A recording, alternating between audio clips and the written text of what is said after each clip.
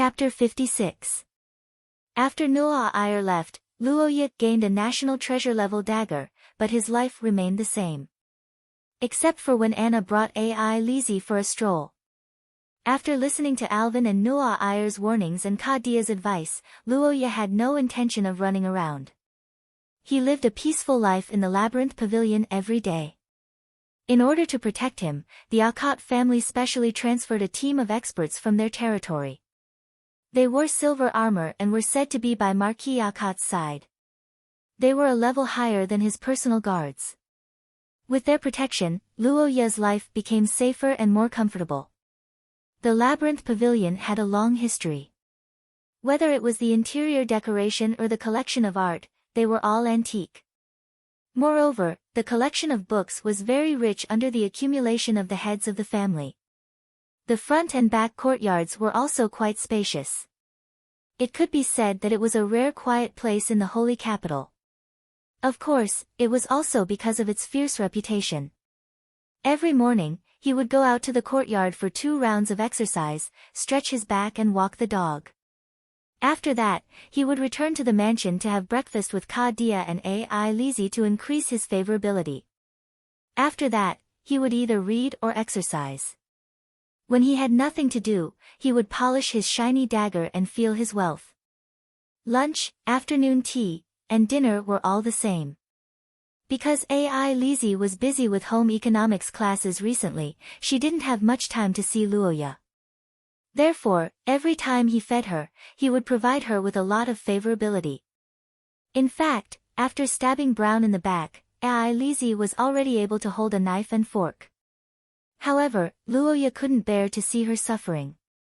Moreover, if Ai Lizzie ate by herself, wouldn't that mean that Luoya, who was feeding her, would lose his job?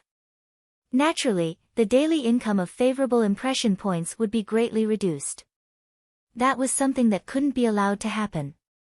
Thus, under Luoya's selfishness, the great task of feeding Ai Lizzie continued.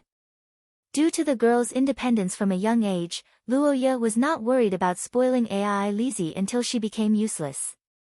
In fact, both parties had already tacitly agreed that this was an emotional interaction at the dining table.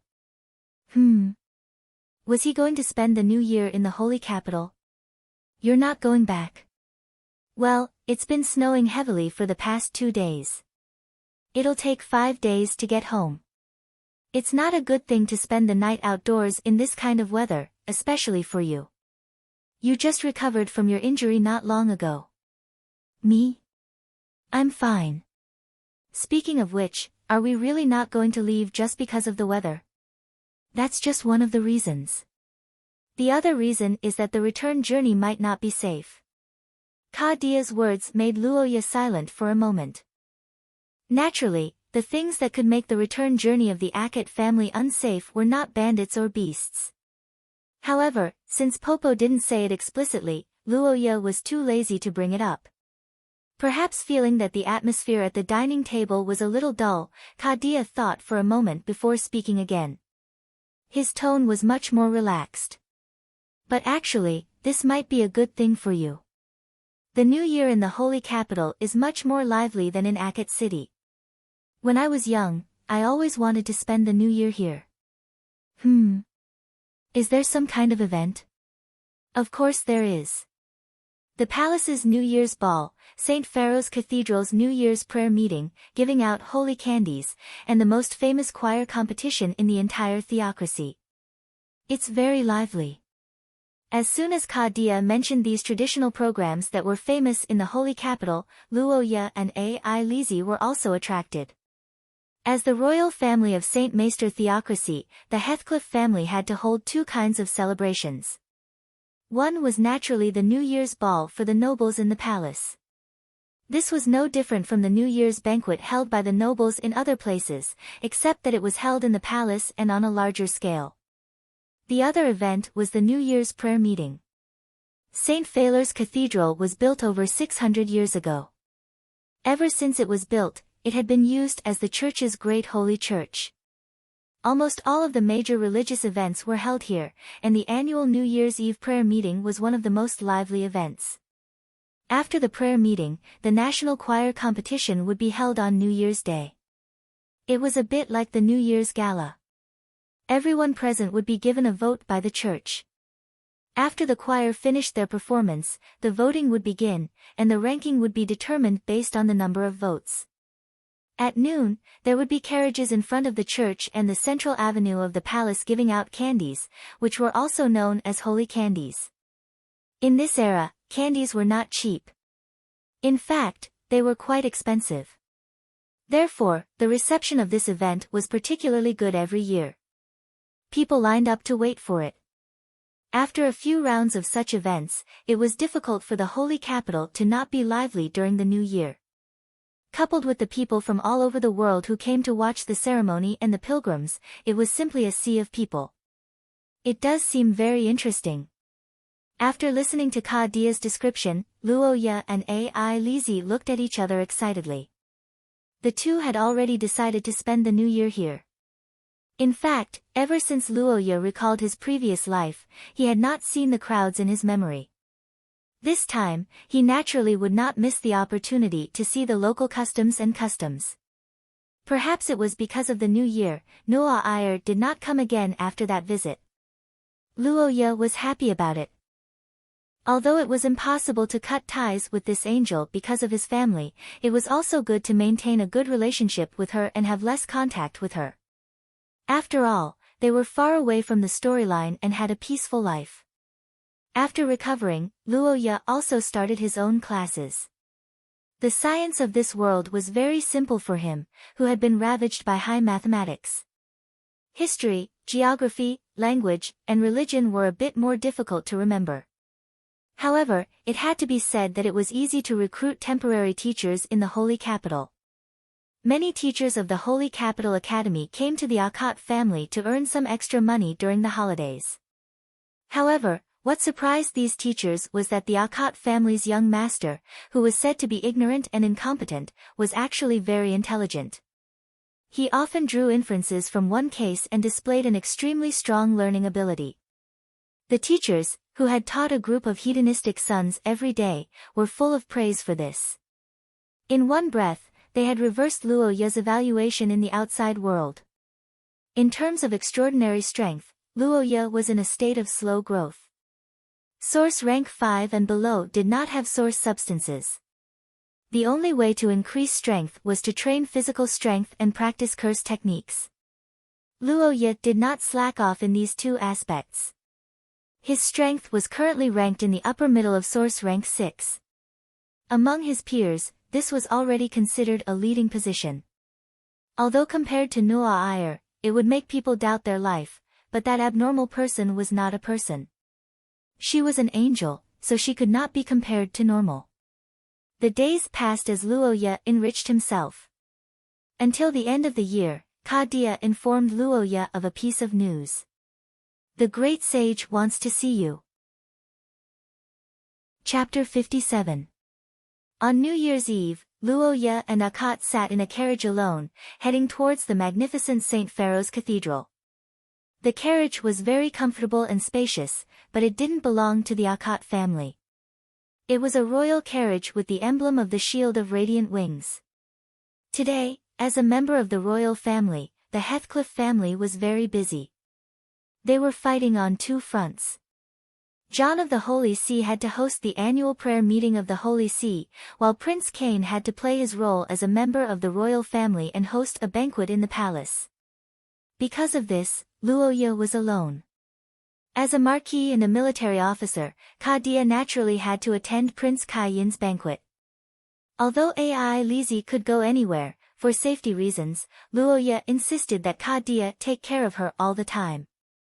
After the previous incident, the Marquis also agreed. So Ai Lizi, who was originally happy because of the excitement, immediately turned red. She grabbed Luo Ye's hand for a long time before letting go. Before leaving, she didn't forget to remind Luo Ye. Brother, I heard that Her Royal Highness is the leader of the choir today, so when we meet, it's better to let Her Royal Highness conserve her energy and not talk too much. It's like that. Luoya was surprised to hear that Noah was the leader of the choir for the first time. He finally understood why he hadn't heard from her for more than 2 weeks. She was probably training hard. Speaking of which, with Noah's beauty and her position as the leader of the choir, was she trying to cultivate a new generation of idols? Her popularity would definitely be through the roof. But, it should be fine if we just talk, right? No. I mean. After that, we can go see Her Royal Highness together, and we can talk then. Well, that's true.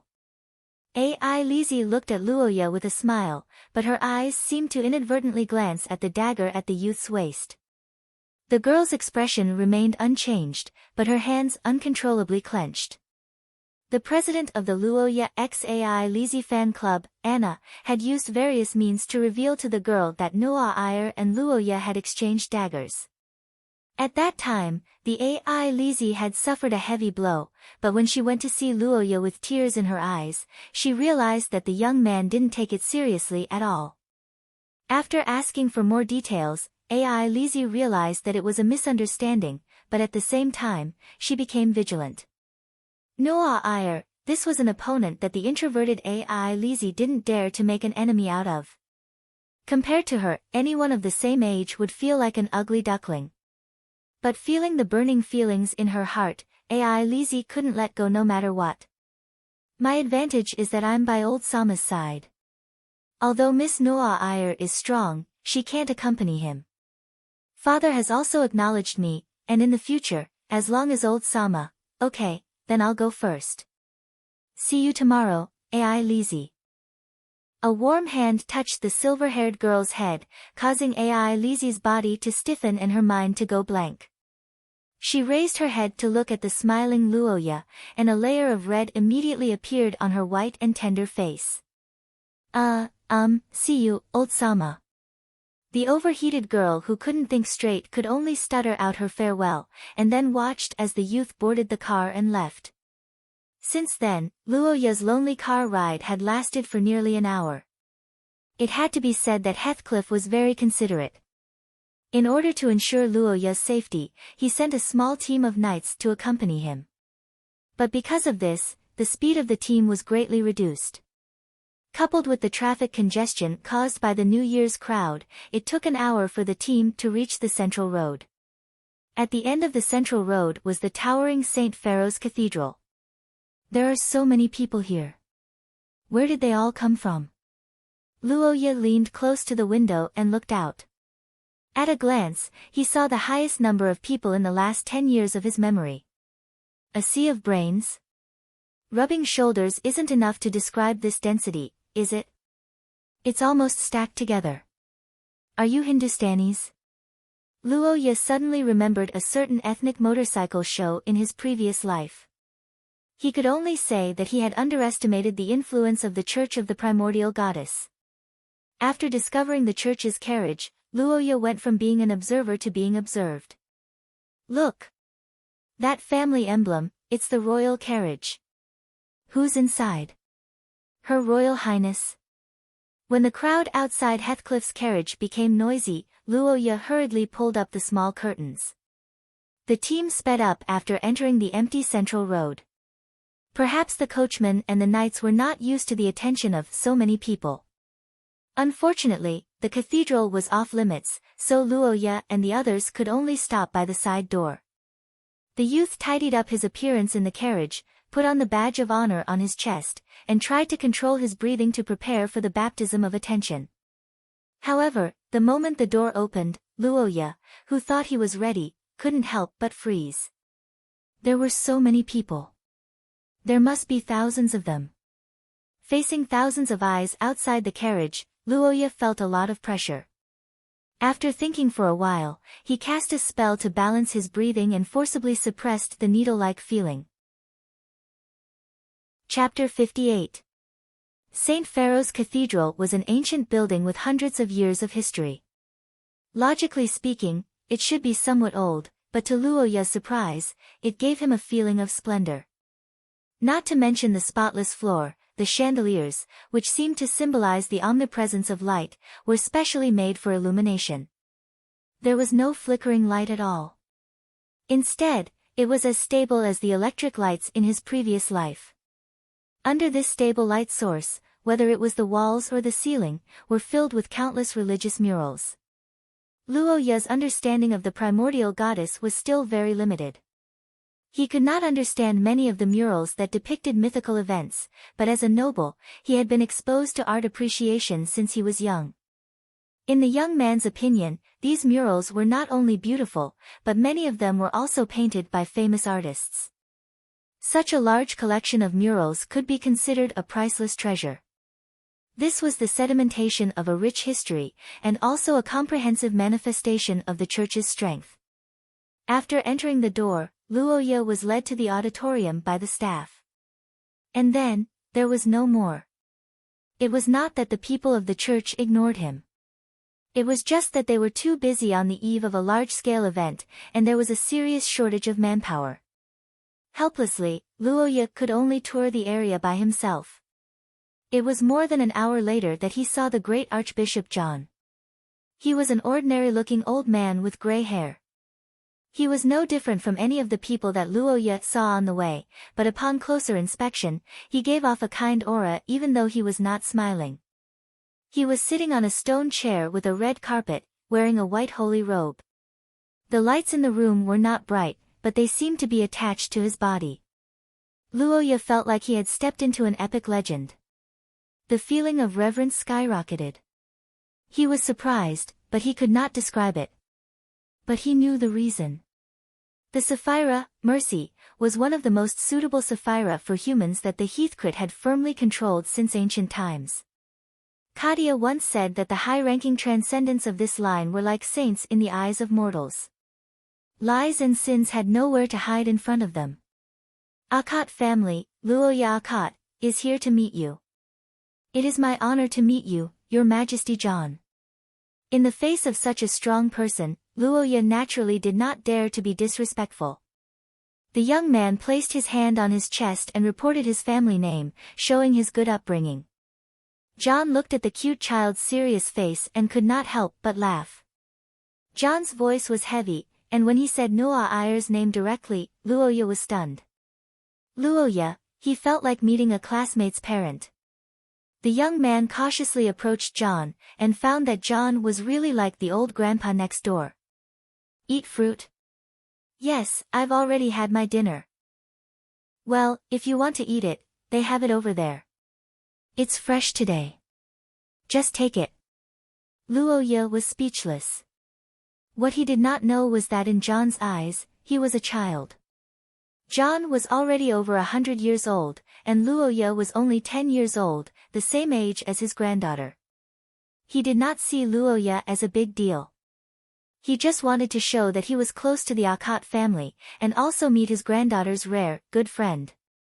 By the way, how do you like the sword?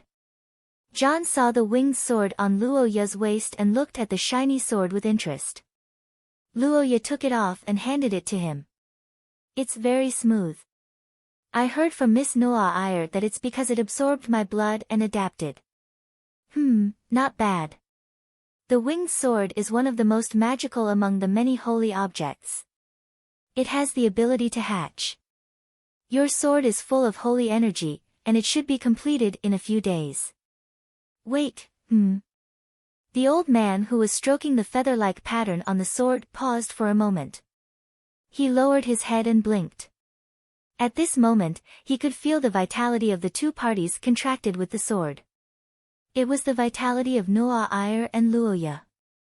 It was also a necessary element for the ability to hatch. But unlike other short swords, this vitality was much stronger. High compatibility. I didn't expect it to be.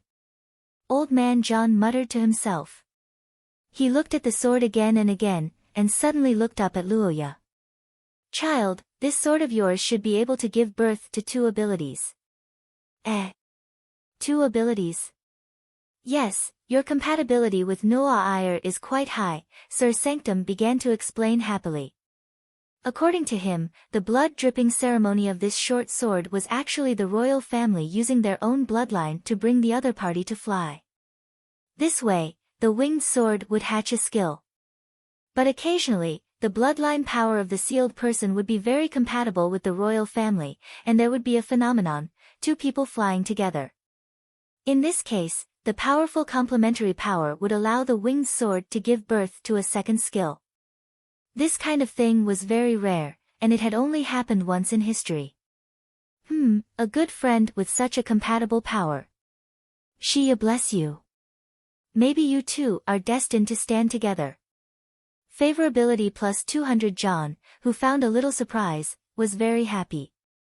He felt that this was Shia's guidance. Suddenly, he looked at Luoya with a lot of affection. Luoya, who was hit by this news, was stunned. Compatible with her? No, I'm not a masochist. Damn, I can't let her know about this. Chapter 59. That night, Luoya had a hard time. The New Year prayer meeting was a holy day for Shia's believers. The event started before dawn, and the chanting of the holy words and prayers lasted for about 2 hours. There were 3 consecutive sessions, and it would only end when the sun rose. As a guest of the Holy See, Luoya naturally received special treatment. He was arranged to sit in the VIP area, where he could pray together with the other guests from various countries. However, the VIP area did not have any snacks or sofas. In fact, the so-called VIP area was only the area closest to Old Master John, who was chanting the holy words. Yes, it was the area closest to the Holy See in the San Carlos Square. Each brick could fit a person, so it was much more spacious than the crowd. What Luoya had to do was to stand with these devout believers and pray on these bricks until dawn. What kind of torture was this? Luoya, who was not very devout in his beliefs, had a pained expression on his face. He was not interested in this event, but he was a guest of the Holy See, so he could not leave midway. Wouldn't that be a slap to Old Master John's face? And so, a difficult night began. Luoya stood from midnight until dawn, and he only rested twice in between. He finally escaped after the 3rd session of the prayer meeting. Of course, there were not many people like him. Most of the believers were still very excited. After the prayer meeting, the first round of sprinkling the holy candies would begin. This was a very interesting event. People generally believed that the first round of sprinkling the holy candies would contain the most blessings. It was somewhat similar to how the first incense in Zhang Heng's previous life was the most effective. Therefore, the crowd on both sides of the road increased instead of decreasing. However, this good luck was not worth mentioning to Luoya. After all, he had just received the Holy See's blessing last night. As for the holy candies, if he wanted them, he could just ask Noah Iyer, and she would at least give him a can. Of course, Miss Angel's candy couldn't be taken for free. It was her specialty to stir up trouble. Thinking of this, Luoya shuddered. She didn't want to eat the candy. Under the escort of the knights, Luoya looked out of the window at the happy pedestrians all the way back home. After getting off the carriage, he didn't forget to give the head knight 10 gold coins. It's the new year. We can't work for nothing. Thank you for your protection. Ha, Lady Luoya, thank you for your generosity. May Shia bless you. The knights who got some extra money smiled and waved goodbye to Luoya.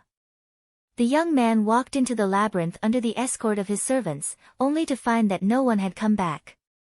Kadia, Ai Lizzie, and Anna were all absent. Where are they? Master sent news that this year, Prince Kai Yin has organized a New Year's winter hunt for everyone. Master, Miss Ai Lizzie, and the others will also participate. They will probably return the night after tomorrow. The day after tomorrow? Does this mean that Master wants to celebrate the new year by himself? Are you kidding me? TSK, if I had known, I wouldn't have come back. It's too lonely. Luoya looked at the empty house and the unfamiliar servants in the holy capital. He had a strange feeling that he was a guest in someone else's house. Forget it, I'm too sleepy. I'm going to sleep. The black-haired young man yawned out of boredom. He complained that he didn't have AI lazy to drink during the new year as he returned to his room. He casually took off his coat and fell asleep on his bed. When Luoya opened his eyes again, the house was completely dark. Only a faint light illuminated the room behind him. After sleeping for a long time, Luoya turned over and felt his back relax. He sighed comfortably. Phew, what time is it now? 6:00 in the evening. Wow! Luoya was startled by the sudden answer. He got up and saw the golden-haired girl sitting on the chair. At this time, the Noa Iyer was laughing hysterically because of Luoya's panicked look. Ha ha ha, your expression just now was so funny. I didn't wait in vain. You bastard, the black-haired young man gritted his teeth and looked at the happy Noa Iyer. He almost drew his sword. Seeing this, the girl finally stopped laughing. I say, you didn't ask for permission to enter my room, okay?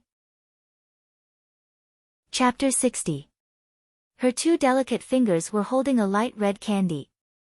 Her blonde hair was shining brightly under the light, and her legs were long and slender like a work of art.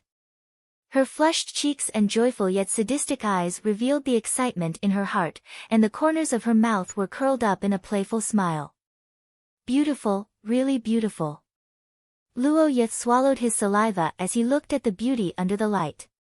He had to admit that the Noa Iyer's charm was simply fatal. Moreover, she treated Luoya very well. After all, in the original novel, the male lead was an imperial prince. The Noa Iyer allowed him to lick her shoes, not even her feet. However, she allowed Luoya to lick her fingers. The difference in treatment was as different as heaven and earth. Was he tempted? Looking at the candy between her fingers and the beauty tempting him like a snake in the Garden of Eden, Luoya would be lying if he said that he wasn't tempted. But, a bootlicker's momentary pleasure, the villain's cremation. Luoya didn't forget who he was. The path of removing the villain's flag was always different from his past self. Being a bootlicker of the Noa Iyer was a big taboo. He had the life to lick, but not the life to enjoy. Put it away, I'm not eating. Luoya turned his head and said coldly. The Noa Iyer blinked and frowned in confusion. Why? You're obviously tempted, aren't you? Huh? Who's tempted? Don't talk nonsense. Besides, are your hands clean? I don't eat things peeled by others. Of course, I washed my hands. You really don't want to eat? I'm not eating. Luoya's answer made Miss Angel quite dissatisfied. She couldn't help but complain. I really don't understand. Why are you so against me? You don't even want to eat the candy I peeled for you. Is the point the candy? You just want to see me lick the candy on your hand, right? The young man's accusation made the girl's face turn slightly awkward. She looked away and said, Candy is also very important. It's the blessing of the new year. Then give it to me directly. Mr. Luoya, your hands don't seem to be clean. Why do I remember that you seem to be very hygienic? Noa Iyer stared at Luoya's outstretched hand with a mocking expression. The boy who was slapped in the face by his own words could only withdraw his hand resentfully. Then wrap it in candy wrappers. The candy wrapper was just thrown away. Then just throw it into my mouth. What's wrong? You're already at source level 5 and you can't even throw things properly. TSK.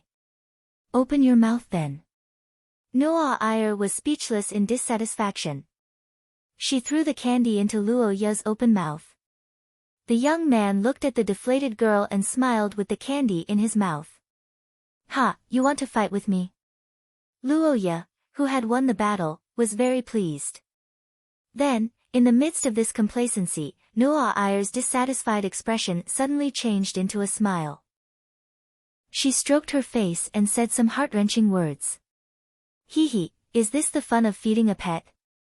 Cough. What? You look so cute when you open your mouth like a puppy with a ball in its mouth. You bastard. You're playing me. Chapter 61. The moon was high in the sky, and the silver light shined on Roha, who was sitting by the window in a daze. The boy shook his legs and looked at the hands of the clock and sighed. Sigh, I can't sleep. During the day, there was no one at home, so he slept until dinner. After eating with Noah Iyer, the two chatted for more than 2 hours. After a tiring day, the young girl went back to her room to sleep, while Luoya was completely awake. He went to the study room to get a book and read until midnight. However, Luoya was still not sleepy. After thinking for a while, the young man decided to go out for a walk. After putting on a coat, Luoya walked out of his room. The maid on night duty asked him if he needed anything. The young man looked at the royal servant brought by Noah Iyer and shook his head. I'm just taking a walk. You don't have to follow me. Yes, Luoya-sama. The maid returned to her original position, while Luoya walked around the house alone. My house is quite big. Luoya sighed inexplicably as he walked around the maze hall. As the host, Luoya should have brought Noah Iyer to visit the maze hall. However, due to the poor lighting at night, this matter was postponed until tomorrow. Good evening, young Master Luoya. Is there anything I can help you with? No, nothing. I just can't sleep. Is Her Highness asleep? Yes, Her Highness has been asleep for 2 hours. I see. Luoya looked at the room enviously and replied. Just as he was about to say goodbye, he suddenly remembered something. By the way, did she win the choir competition today? Yes, Her Highness' singing was like the sound of nature. All the judges present were amazed. The maid Miya proudly answered Luoya's question. The young man nodded and thought of the young girl's dissatisfaction when he didn't go to watch the competition. After thinking for a while, he asked, do you have any recording equipment that can record the singing or video? Are you talking about the shadow recording stone? Of course, we are prepared. Every year, the church will record the many programs at the beginning of the New Year's prayer and sell them to various countries in order to let the people far away also bask in the glory of Shia. Miya's words made Luoya stare blankly. The teenager suddenly remembered that there was such a thing, but the Akot family never bought it. It wasn't because of how expensive the shadow recording stone was. The real reason was that the opening of the church was too boring. After a whole night of prayer, Luoya estimated that other than the most devout believers, no one would be able to watch that stupid stone for more than 6 hours. There's one in the Psalm Symposium. Yes, it will be recorded. Then can you bring me a piece tomorrow? I want to watch His Highness compete. So that she wouldn't find fault with me again. Luoya added the second half of the sentence in her heart.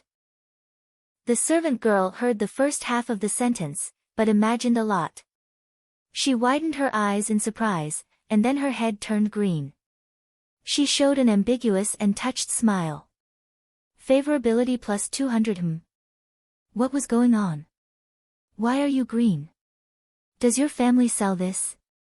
Luoya looked at the servant girl whose favorability suddenly increased. He was speechless. Thinking about it carefully, he seemed to have always had the talent to make the servant girl green. His family was the same, and he often made the house green. I didn't expect young Master Luoya to be so considerate. I believe His Highness will be very happy to know. No, please rest assured, I will prepare the shadow recording stone tomorrow. I will give it to you by the day after tomorrow at the latest. Miya said excitedly, full of enthusiasm. The servant girl who had taken care of Noah Iyer for many years naturally knew that Her Highness was lonely. Therefore, she supported this teenager who broke her loneliness. Chapter 62. What did it feel like to have a perverted ancestor? Luoya felt that he was now qualified to answer this question. He was panicking, very panicking, and feeling very embarrassed. All along, Luoya had always treated Noah Iyer with a "don't come near me" attitude. But today, he wanted her to stay by his side and not leave his sight. There was too much information in Ponte's diary that Luoya couldn't take it all. Based on the little information that he saw, Luoya could see a lot of attributes. Teacher and student, airport enthusiast, and maybe even a lelicon. TSK, this guy didn't get killed by Wei Dualia. I should really thank Prince Vader for his rebellion. Otherwise, What did you say? Nothing. How does the tea taste? Not bad. This teacup is also very good. The ancestors' taste is excellent. Luoya looked at Noah Iyer, who was focused on something else, and heaved a sigh of relief. The royal family rarely came to the labyrinth. If he could hold on for the day and send Noah Iyer away tomorrow night, everything would be fine. The reputation of the clan would depend on today and tomorrow. The young man encouraged himself and set a goal of stalling for time. Noah Iyer finished studying a tea set and looked at the door of the tea house with interest. What's that hole on the door? Isn't that a door mirror? So why is there a door mirror here? Isn't that something for external use? Usually, it's only at the entrance. I've observed it before and found that almost every room has it on the door. Is there any special meaning? No, there's no special meaning. Just as you said, it's only at the entrance. But, Luoya revealed a rare smile in front of the young girl and pointed to the door of the tea house. Every door in the labyrinth pavilion is an entrance. What? Noah Iyer opened her big blue eyes and blinked cutely. Seeing this, Luoya explained to her in detail. The labyrinth pavilion. This building was chosen by Ponte Akat and Wei Dualia as their hiding place not only because of its familiarity, but also because of its structure and its compatibility with the labyrinth's secret treasure. The labyrinth back then was actually divided into 2 layers. The outer layer extended to several streets outside, and the thick fog divided the streets into dozens of blocks. Every time you crossed the boundary in the fog, you would immediately enter other areas. Apart from a certain period of time, you would almost never reach your destination. That's why it was called the Great Labyrinth. The inner layer is the interior of this building. Every door here can function as an entrance. I heard that back in the day, they were all heavy and ugly metal doors with inscriptions. Now, they have been replaced with ordinary metal wooden doors. But even so, the unique feature of the door mirror still remains. Luoya smilingly explained the structure of the labyrinth to the Noah Iyer, which really broadened the girl's knowledge. Is that labyrinth still usable? It's no longer possible to make a large one, but it's still possible to make a small one. Luoya pondered and recalled the ancestral heirloom that Ka Dia once brought him to familiarize himself with. It was a piece of rainbow-colored fragment, which was much more reliable than the diary left behind by the ancestral heirloom. On the other side of the tea table, Noah Iyer looked at the young man who was thinking about the treasure and happily picked up the teacup. Favorability plus 200. Although she didn't know the reason, Luoya's attitude towards her today was much better than usual. At least, he didn't try to avoid her like she was the plague, which made her feel quite good. Noah Iyer wasn't a masochist. If she treated her with a cold attitude, it would also make her feel unhappy. It was better to say that as a member of the royal family, she had a strong self-esteem and would automatically alienate this kind of person. In the end, a cold attitude could only attract the interest of important people. This kind of thing only happened in novels. In reality, the more likely result of playing this kind of game, the more likely it would result in the distance between them, or even be hated. Noah Iyer and Luoya's situation was more like secret sharers. They were friends who could open themselves up to each other without hiding anything. Most importantly, although Luoya had always been against her, he had never discriminated against her. Noah Iyer was very clear about this point. Moreover, Luoya had known her secret for so long, but he didn't have any intention of using her as a bargaining chip. He also didn't reveal her secret. His character was quite good, but it would be better if he was closer to her. The young girl sighed as she drank her tea. In her opinion, the difficulty of winning over Luoya was quite high. She didn't know how that silver-haired child was able to be so close to him. Noah Iyer envied Ai Lizzie, but she didn't know that at this time, Ai Lizzie was about to cry when she heard about the two of them celebrating the new year together. It was Kadia who tried his best to pacify her. Chapter 63. Luoya felt that Noah Iyer was a good person. To eat and sleep well, Luoya believed that this was the most basic human happiness.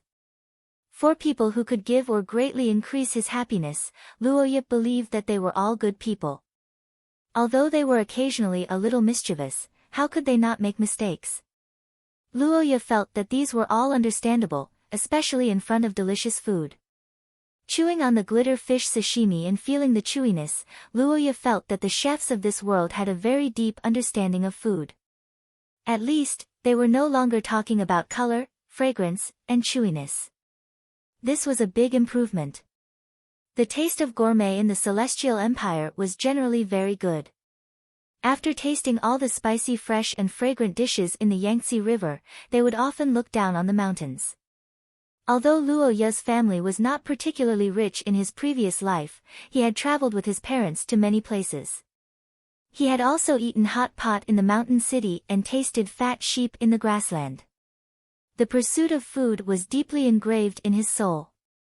However, although Luoya was a foodie and was very happy to visit the imperial chef, Noah Iyer seemed a little reserved. Or it could be said that she seemed to have something on her mind. As for how to tell, it was naturally because of her appetite. Although the imperial cuisine was exquisite and delicious, the portion was not much. A child like Luoya would not feel full even if he ate the entire set. Although Noah Iyer was a girl and should eat less, it was impossible for there to be so much left. Luoya looked at the dessert on the girl's plate and blinked in confusion. What's going on? Don't girls eat desserts in their other stomach? It was fine if she couldn't eat the previous one, but she couldn't eat this one. Lose weight? No way, there was no fatty among the angels, right? Bad appetite? That's not very likely. How could a bloodline be so delicate? The teenager thought about it and couldn't figure out what was wrong with Noah Iyer. He carefully observed the girl's expression and found that the angel seemed a little absent-minded. Noah Iyer, what are you thinking about? Nothing. No, you obviously have something on your mind. I didn't eat much. Luoya was speechless as he glanced at his clean plate. As a noble, he was too embarrassed to ask for more food after he finished eating. Every time he ate a small portion of the food, he would feel tormented when he saw Noel's leftover food. TSK, royal family, what a waste. In her heart, she criticized the other party's extravagant lifestyle. Even though her mouth was Luoya, she still had to do her best. After all, she had eaten so much of his food for free. She should at least have a good attitude, right? After all, one's mouth is soft when one receives gifts. However, to Luoya's surprise, Noah Iyer didn't show her true nature as a masochist. Instead, she stuttered and didn't know how to answer. The blonde girl frowned in confusion. She couldn't find words to describe her current feelings. Or rather, it was her first time experiencing such feelings. It was a twisted feeling that came from her bloodline. It was as if someone was staring at her from somewhere. She couldn't calm down and even felt uneasy. Even Noah Iyer didn't know what she was afraid of. Although the girl had heard from her elders that the angel's bloodline had the ability to foresee danger, Noah Iyer had never experienced it before. She didn't know if it was the same feeling she was feeling now. Most importantly, she didn't think that she and Luoya would be in any danger. The girl raised her head and looked around. Not to mention the maids and servants standing in the distance, she had brought a whole team of royal guards with her.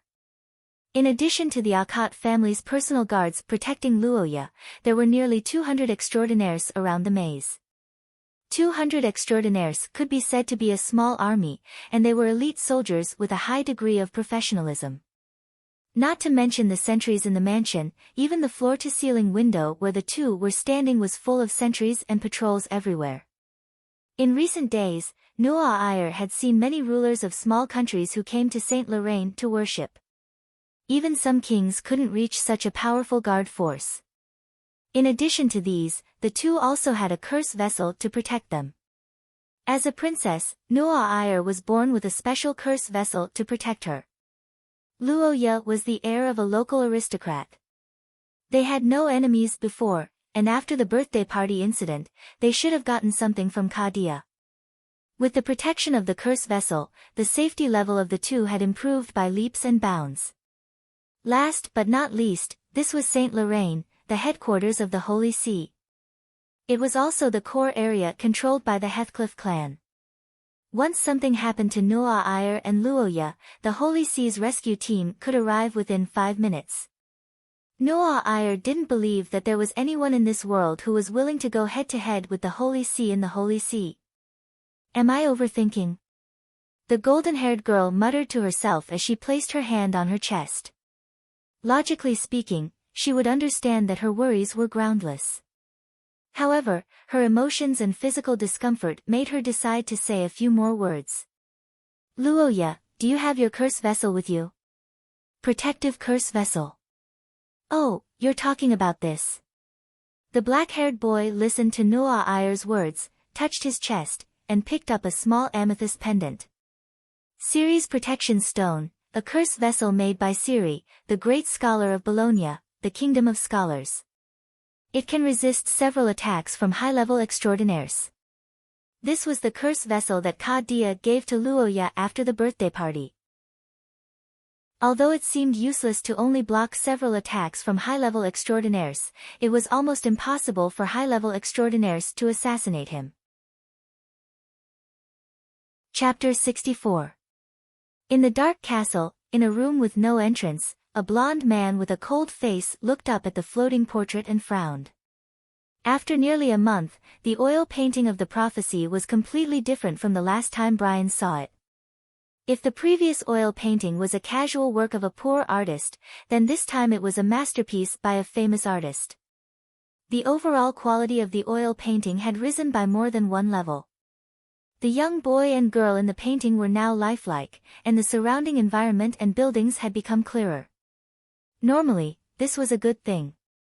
The clearer the painting was, the closer it was to the fulfillment of the prophecy, and the harder it was to change it. The oil painting in front of him was almost complete, which meant that the young boy from the Ackett family and the girl from Heathcliff were about to suffer. However, Brian had a different opinion about this. After all, he had suffered a loss in the prophecy before. This painting is not their death scene. From this point of view, the ending is not certain, Brian said coldly. It was obvious that he was not optimistic about the prophecy. On the other side of the long table, the collector chuckled. That's right.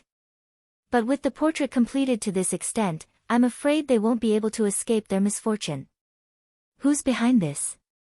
The Mithril Hermit Order. Of course, there might be someone else behind this. They wanted to work with us, but I rejected them. You rejected them? I don't think so. This time, it's not only the Akat family, but also the people from the Akat family. Heirloom families represent variables. If it's just one, it's fine, but if there are two at the same time, the possibility of variables is too high. But in order to express our stance, I still sent a precious assistant to fill in the gaps in their plan and increase their chances of success. What about this painting? I showed it to them, but they don't think it's a sign of failure. Some of them don't believe in our prophecy, and some of them think it's an opportunity. Now, there should be people from the Akat family hiding in the streets of the holy capital. The collector's tone was cheerful, and there was a hint of mockery in it. Brian listened to the internal conflicts and cooperation between the cults, but his expression did not change. He just stared at the painting as if something was constantly attracting his attention. The blond man's unusual reaction naturally attracted the figure's attention. The laughter stopped and, collector's tone was filled with curiosity. You've been staring at this painting since the beginning. What's going on? I haven't seen many things that can interest you. Is it this young man? No, although he's part of the reason, I still feel an inexplicable sense of familiarity with this place. Brian stared at the scant scenery in the oil painting, unable to relax his brows. It should be an old district. Judging from the type of houses, it didn't seem to belong to the noble district. The decorations were more retro. If it was in other cities, it might be easier to find such a place, but in Saint Lorraine, it was everywhere. This city had maintained peace throughout its long history. There were simply too many ancient buildings from hundreds of years ago. Retro was not a characteristic, but a common phenomenon. Thinking of this, Brian's doubts were slightly dispelled.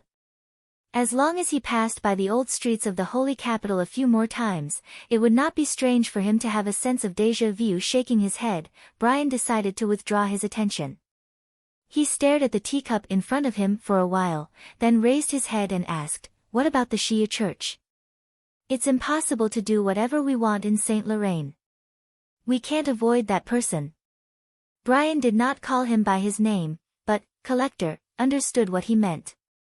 The Holy See was the protector of the land of the holy city of Lorraine. The entire Shia cult was rampant, perhaps infuriated by both gods and men, but only in the theocracy. In the holy city, all cult forces could leave if they could, and if they couldn't, they would do their best to suppress themselves. If they were dragons, they would coil up; if they were tigers, they would lie down. In short, they would spare no effort to eliminate their presence, even if everyone knew that he could see them.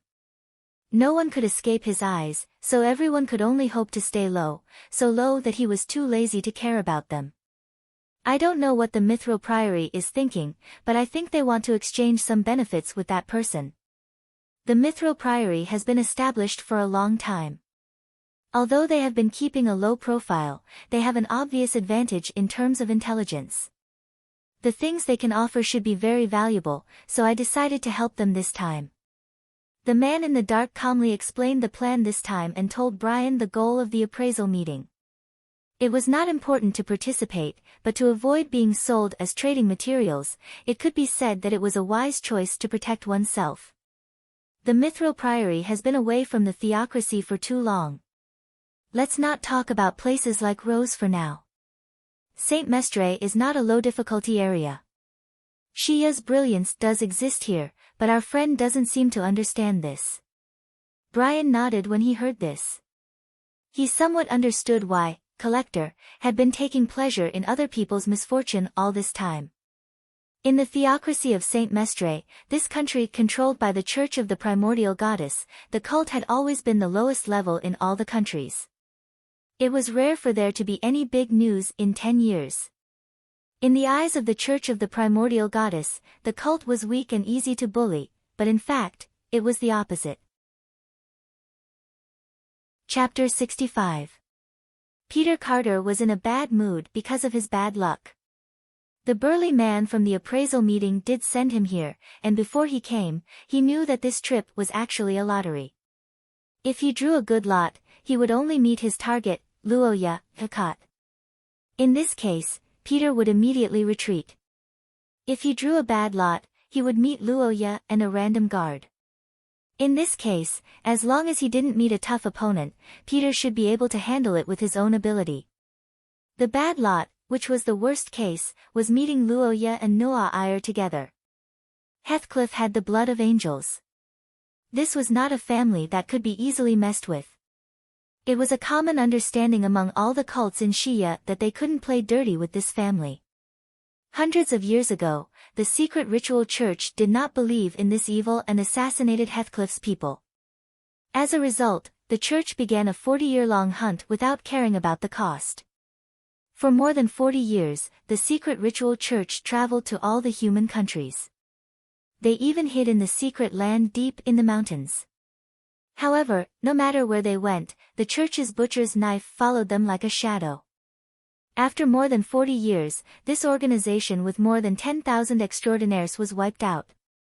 The church used practical actions to tell all the cults and other organizations that in a head-on conflict, they could fight and kill. The sacrifice of Heathcliff's people was because they were not skilled, but if anyone dared to assassinate them, no matter where they fled to, the church would kill them all.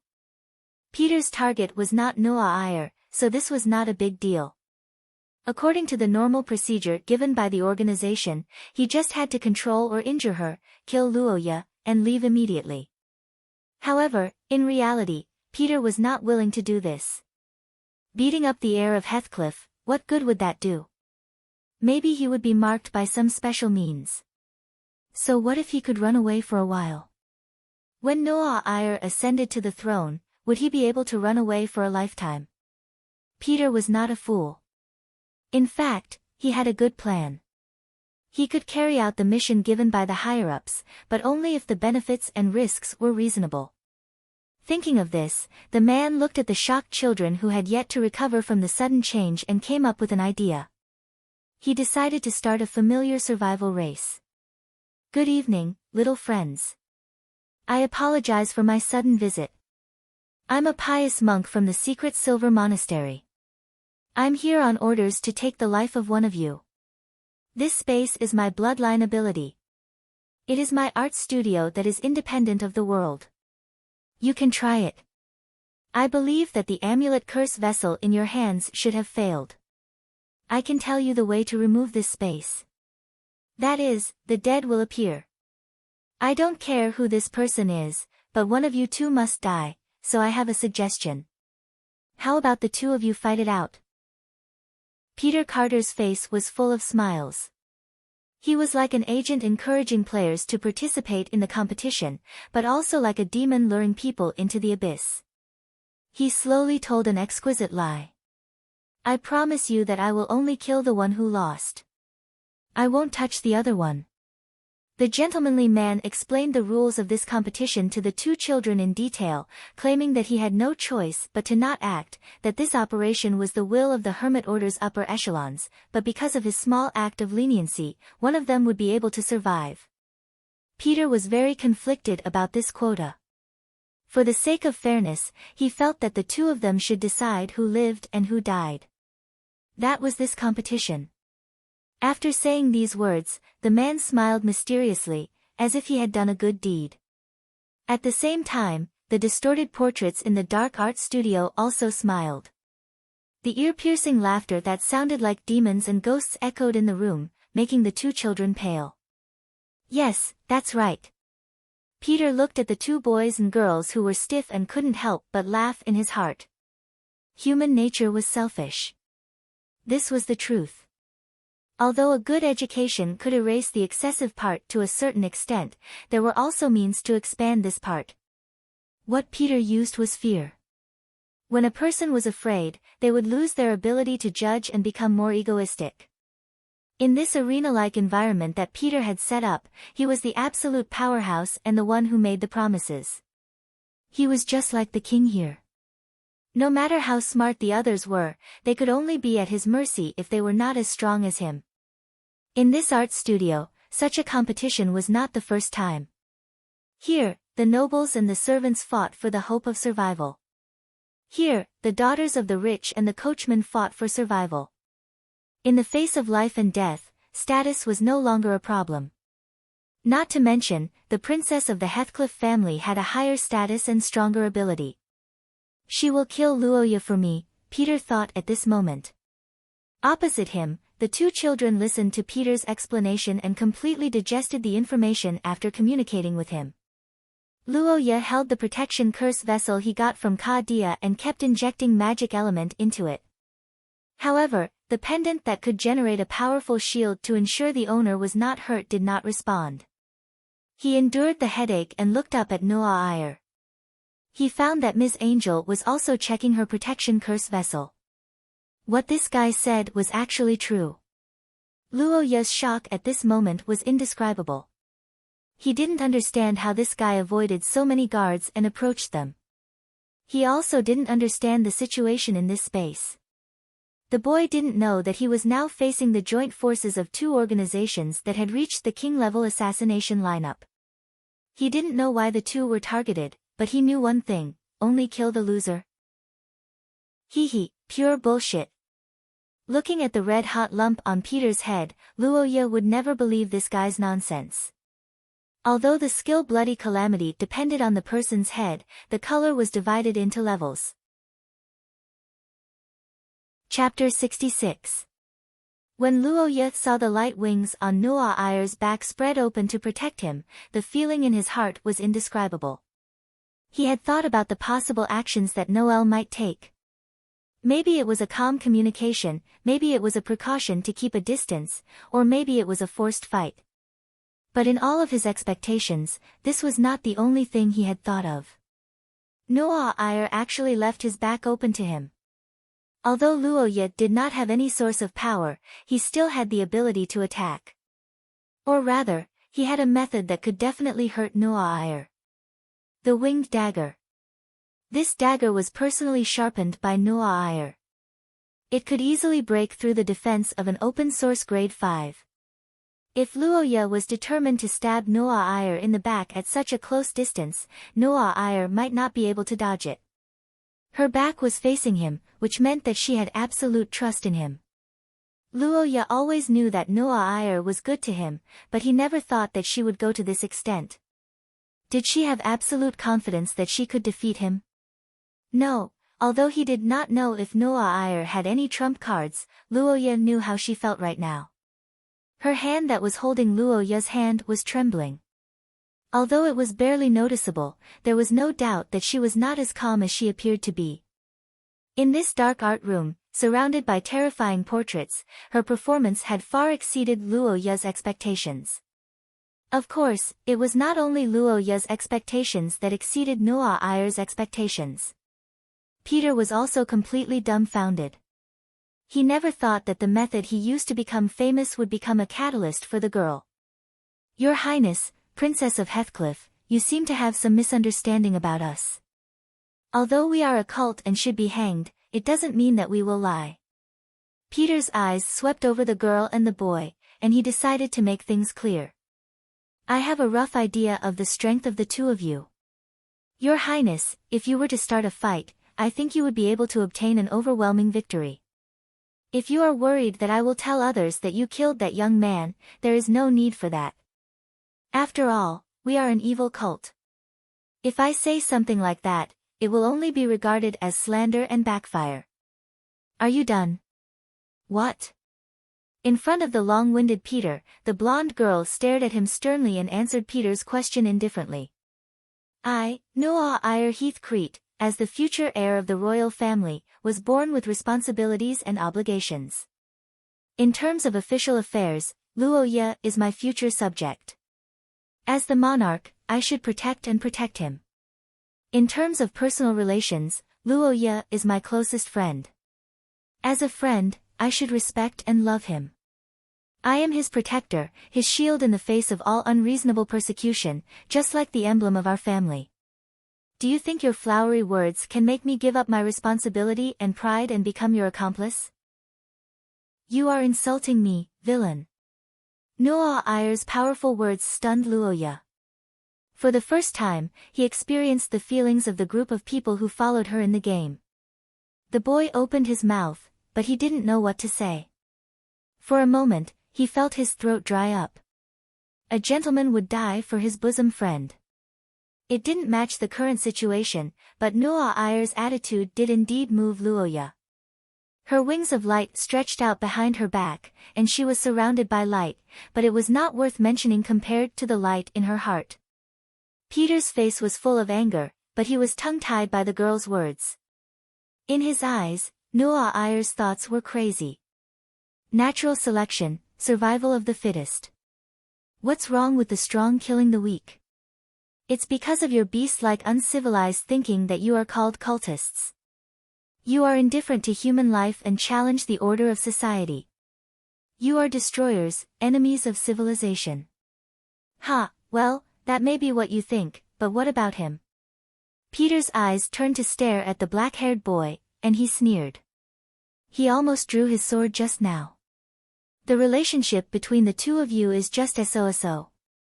He is afraid, which means that he doesn't know me well enough. We can slowly communicate in the future. Nuo Ayer turned back and glared at Luo Ye. The boy's face flashed with embarrassment, but the girl didn't blame him after that. Instead, she turned her head and said coldly, "Thank you for your reminder. We will become closer in the future, but you don't need to question our relationship." The blonde girl's words made the pale cultist widen his eyes, and his expression was extremely strange. What's the matter with that kid called Luoya? How did he win over the heir of Heathcliff? Why is he being protected like this? Peter's mood was now a little crazy. He panted, thinking that he should make the two kids more desperate. Chapter 67. In the empty basilica, Lucas' words fell. However, what awaited him was not an answer, but a long silence. Although this man with gentlemanly etiquette did not say it out loud, John of the Holy See understood what he meant. In the end, as long as one was in the Holy Capital, there would be no extraordinary who could escape Hardedef's eyes and defy his will. He was actually very clear on what was happening in this city. This was also why Katia was at ease in leaving Roja alone in the Holy Capital. The Mithril Hermit Order naturally knew this as well, which was why they came to negotiate with John, hoping to gain his acquiescence with enough benefits. "We will not harm Heathcliff's son, please rest assured. We know the current situation of the theocracy, and we have ways to cover it up after we succeed. Luoya Akhet will not die in the Holy Capital, and everything will be an accident. The Akhet family will not be able to find anything that can be used against them, so there will be no estrangement between them and the royal family. If you are still worried, we can even strike the Eric family to a certain extent, which will buy at least 10 years for the royal family. We are not targeting the Akhet family under your protection, but the child of the prophecy. The current patriarch Kadia Akhet is in his prime, and is fully capable of passing on the bloodline again. The Akhet family will not be cut off, and the balance of power among the 5 noble families will not be affected." Vice President Lucas' humble voice echoed in the hall. There was no doubt that the Mithril Hermit Order had made sufficient preparations this time. The way they dealt with this matter was very appropriate, and the impact on the theocracy would be minimized. Even the church and the royal family would benefit from it. As the saying went, seeking benefits and avoiding harm was human instinct, and this was even more true for families. Lucas was quite confident in the Hermit Order's sincerity. John was indeed a Holy See, but he was also the patriarch of the Heathcliff family. The continuation of a family definitely wasn't something that could be maintained by hot-bloodedness. Rationality, calmness, and making decisions that maximized the benefits. Sometimes, when the price was high enough, one could even consider severing family ties and friendships. A family head's mission wasn't to play house with everyone. Every family head only had one mission, to develop and strengthen the family's power. Strictly speaking, a family head who did anything that went against this mission wasn't qualified.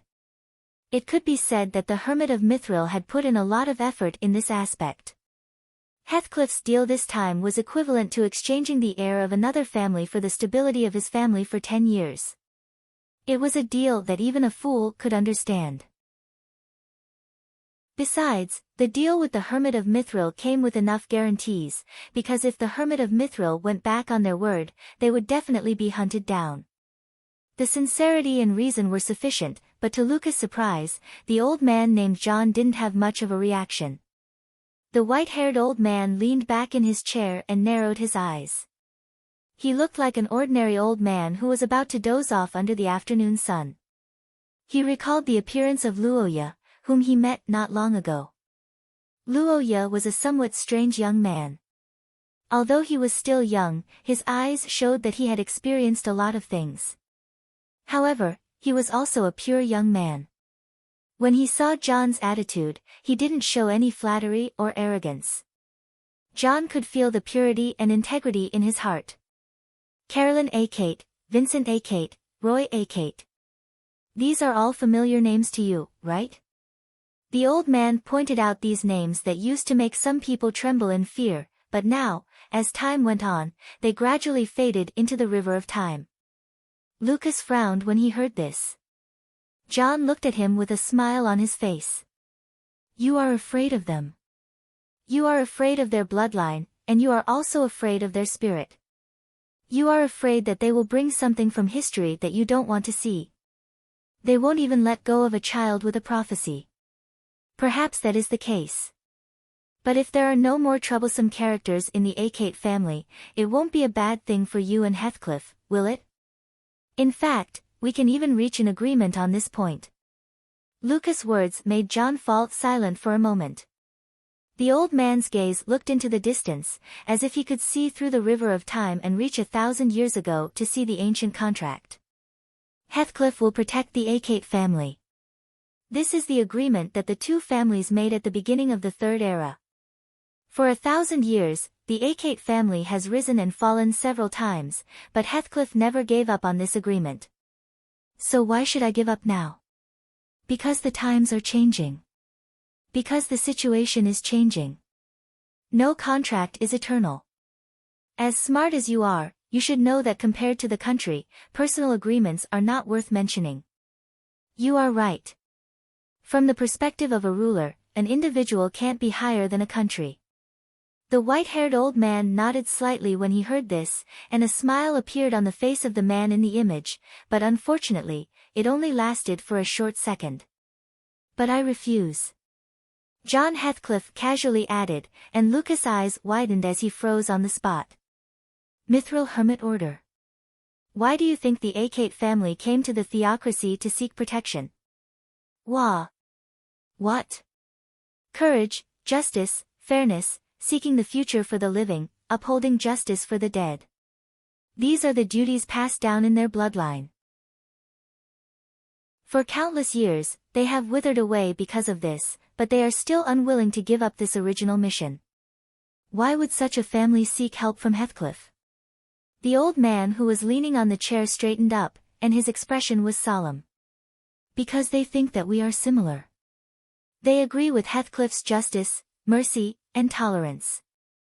They think that our family can maintain our original heart and not be swayed by benefits. They think that the blood of angels will keep its promise even if time passes. Personal benefits are indeed inferior to the country. But what do you think the church is? In this world, those who seek benefits have fallen into evil. They do all kinds of evil for eternal life and power. They are the strong in your eyes, and the church is the light for the weak. From the day it was established, it was destined to never yield to benefits. John Heathcliff's tone went from calm to agitated. Now, his hair and beard were all standing up, and the benevolent old man had disappeared, replaced by an angry lion. As a ruler, perhaps I should agree to your conditions. As a patriarch, I should consider the interests of my family first. But before that, I am the sanctum. The leader of the church. I exist here to be kind, fair, and upholding justice. Mithril Hermit Order, your actions have insulted the church and deeply insulted the justice in my heart. Lucas' face was already pale. He could not understand John's heart of justice, but he could feel that invisible waves had spread throughout Lorraine. In places where he could not see, the bishops who were praying silently opened their eyes, and the inquisitors who had been fighting the cultists for years had also picked up their weapons. You can go back, but those who came, stay. Chapter 68. Labyrinth Hall.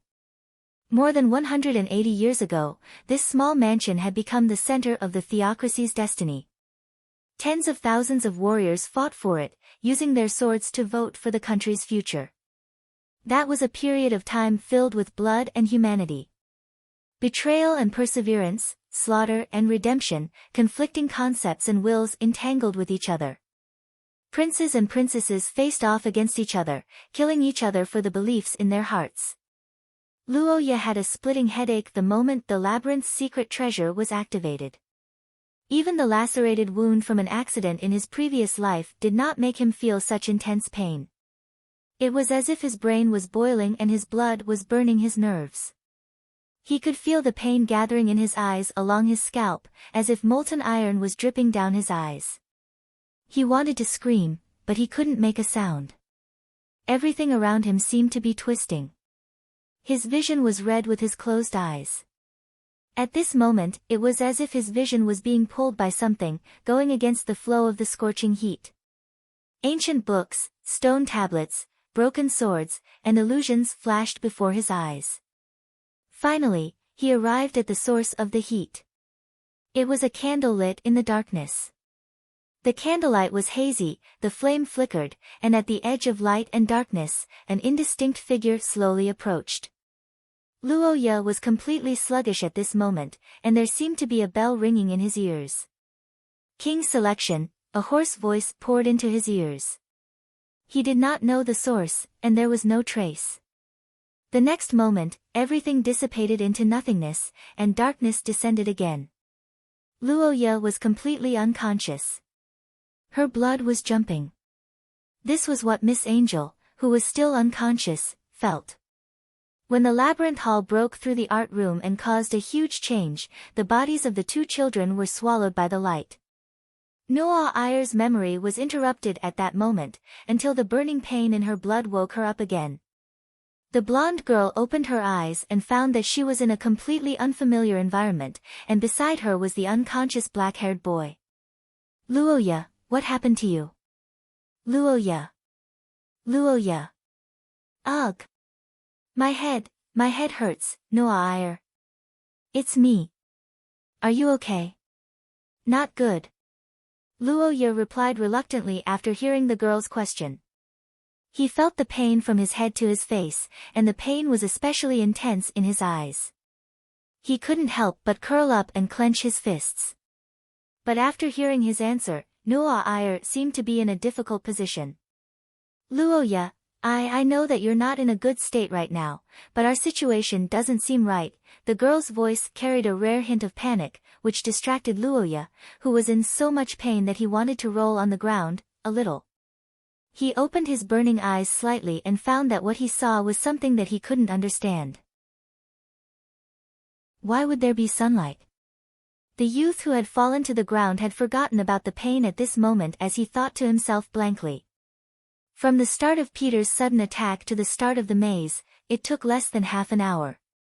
Even if he fainted on the way, it wouldn't be dawn when he woke up again, right? Luo Ye's brain was numb. He braced himself and looked around. Then he found that the sunlight was the least of the problems. Half-destroyed houses, blood-stained and corpse-strewn streets, mountainous piles of rubble, and overturned carriages. Under the setting sun, everything seemed so dreamy, but the pungent smell of decay and the distant shouts showed the reality and cruelty of the situation. What's going on? This is Luo Ye. Can the Akot family's maze create such a scene? Probably not. Then, did Grandpa do something? But... The black-haired boy propped himself up and looked around with Noah Ayer in confusion.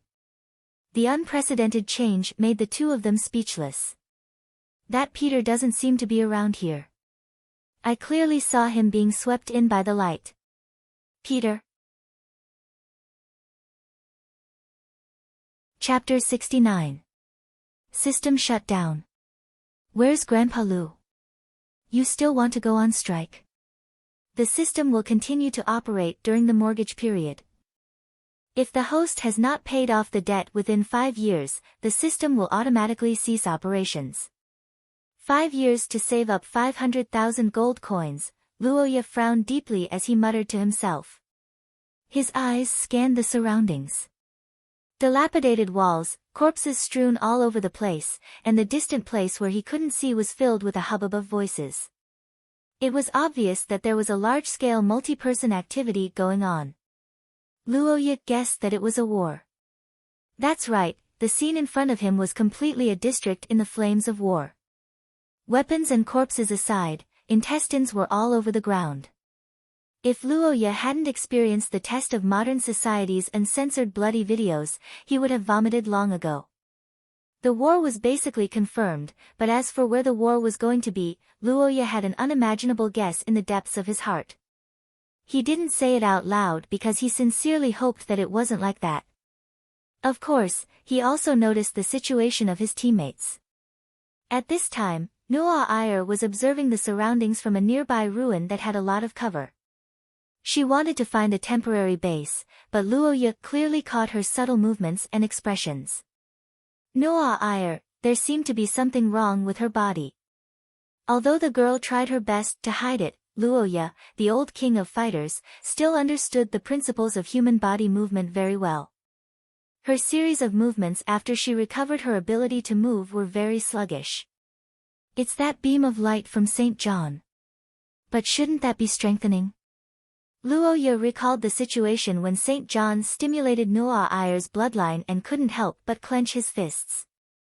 Don't tell me it's time for the bloodline to advance?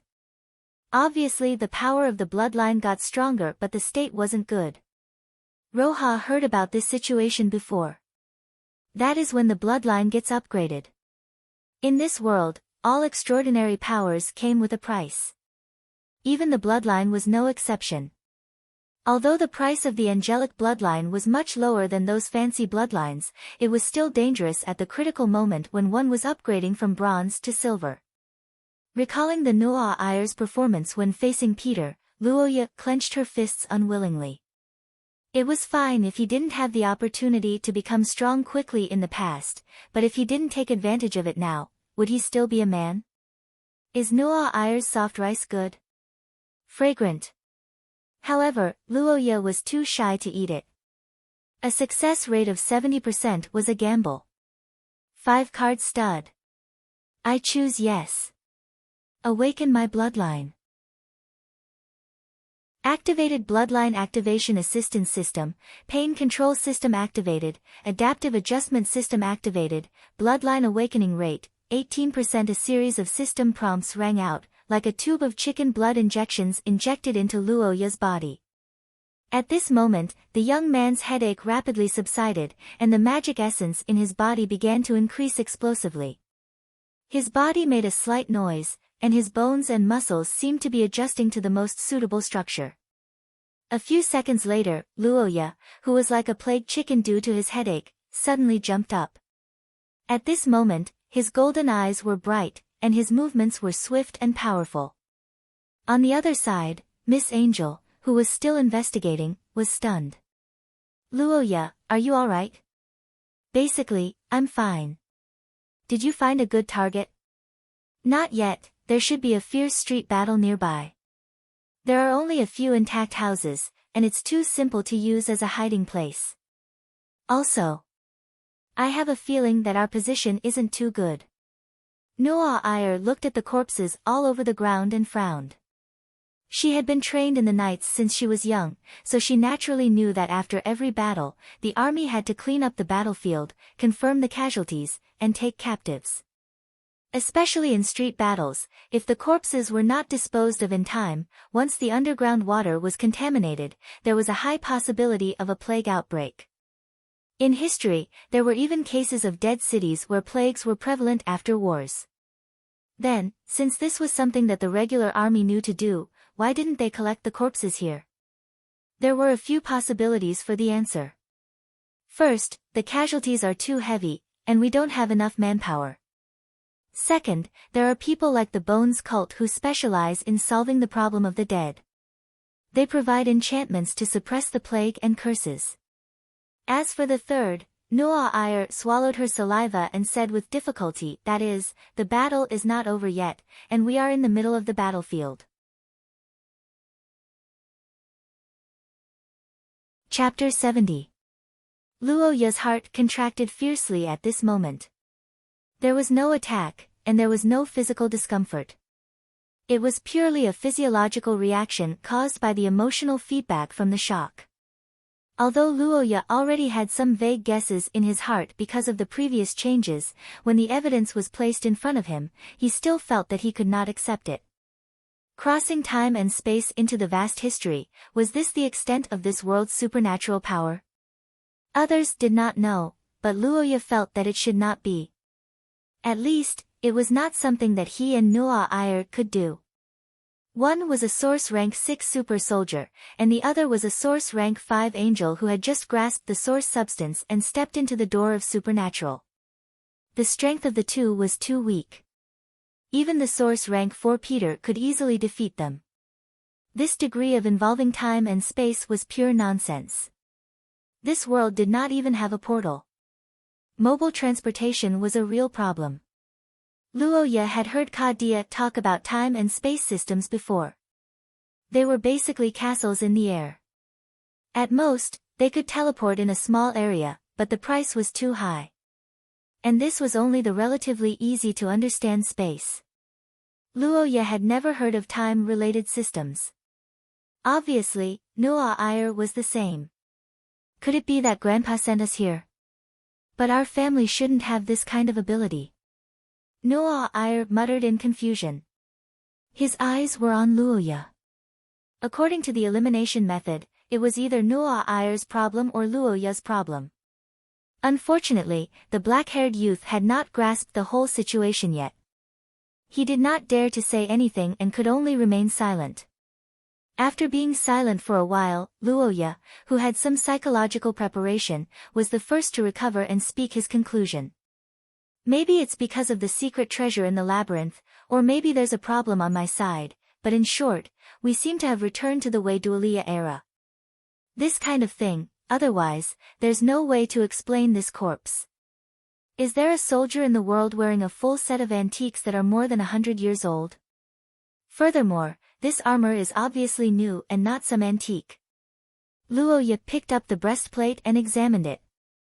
The shiny metal surface didn't show any signs of aging, which made the Nu'a Iyer speechless.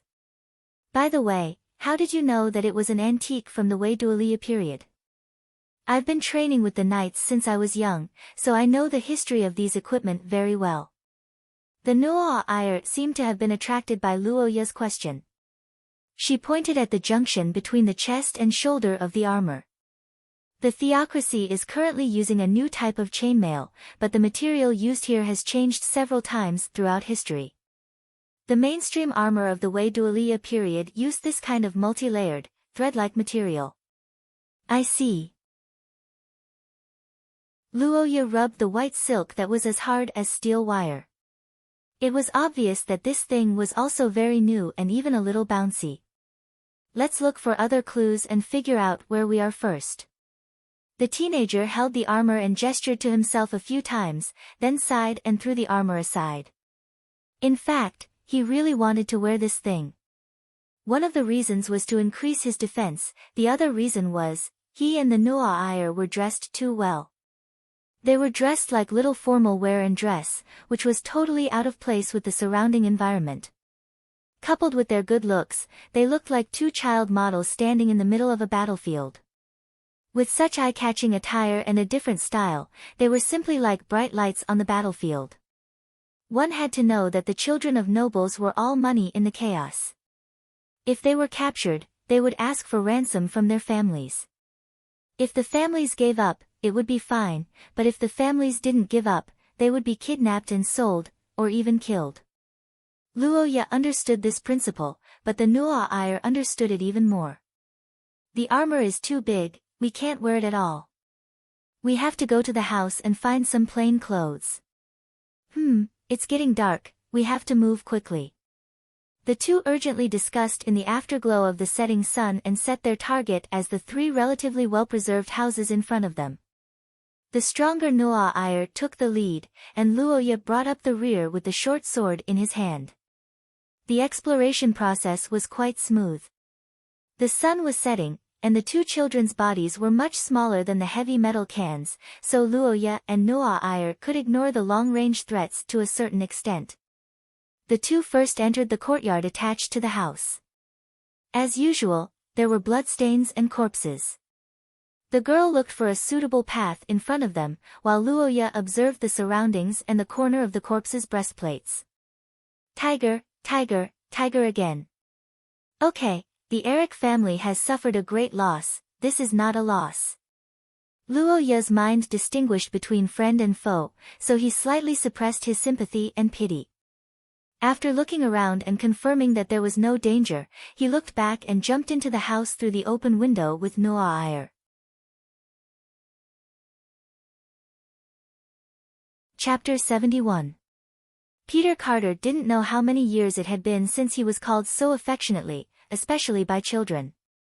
He hated children. Those damn brats always laughed at his works of art.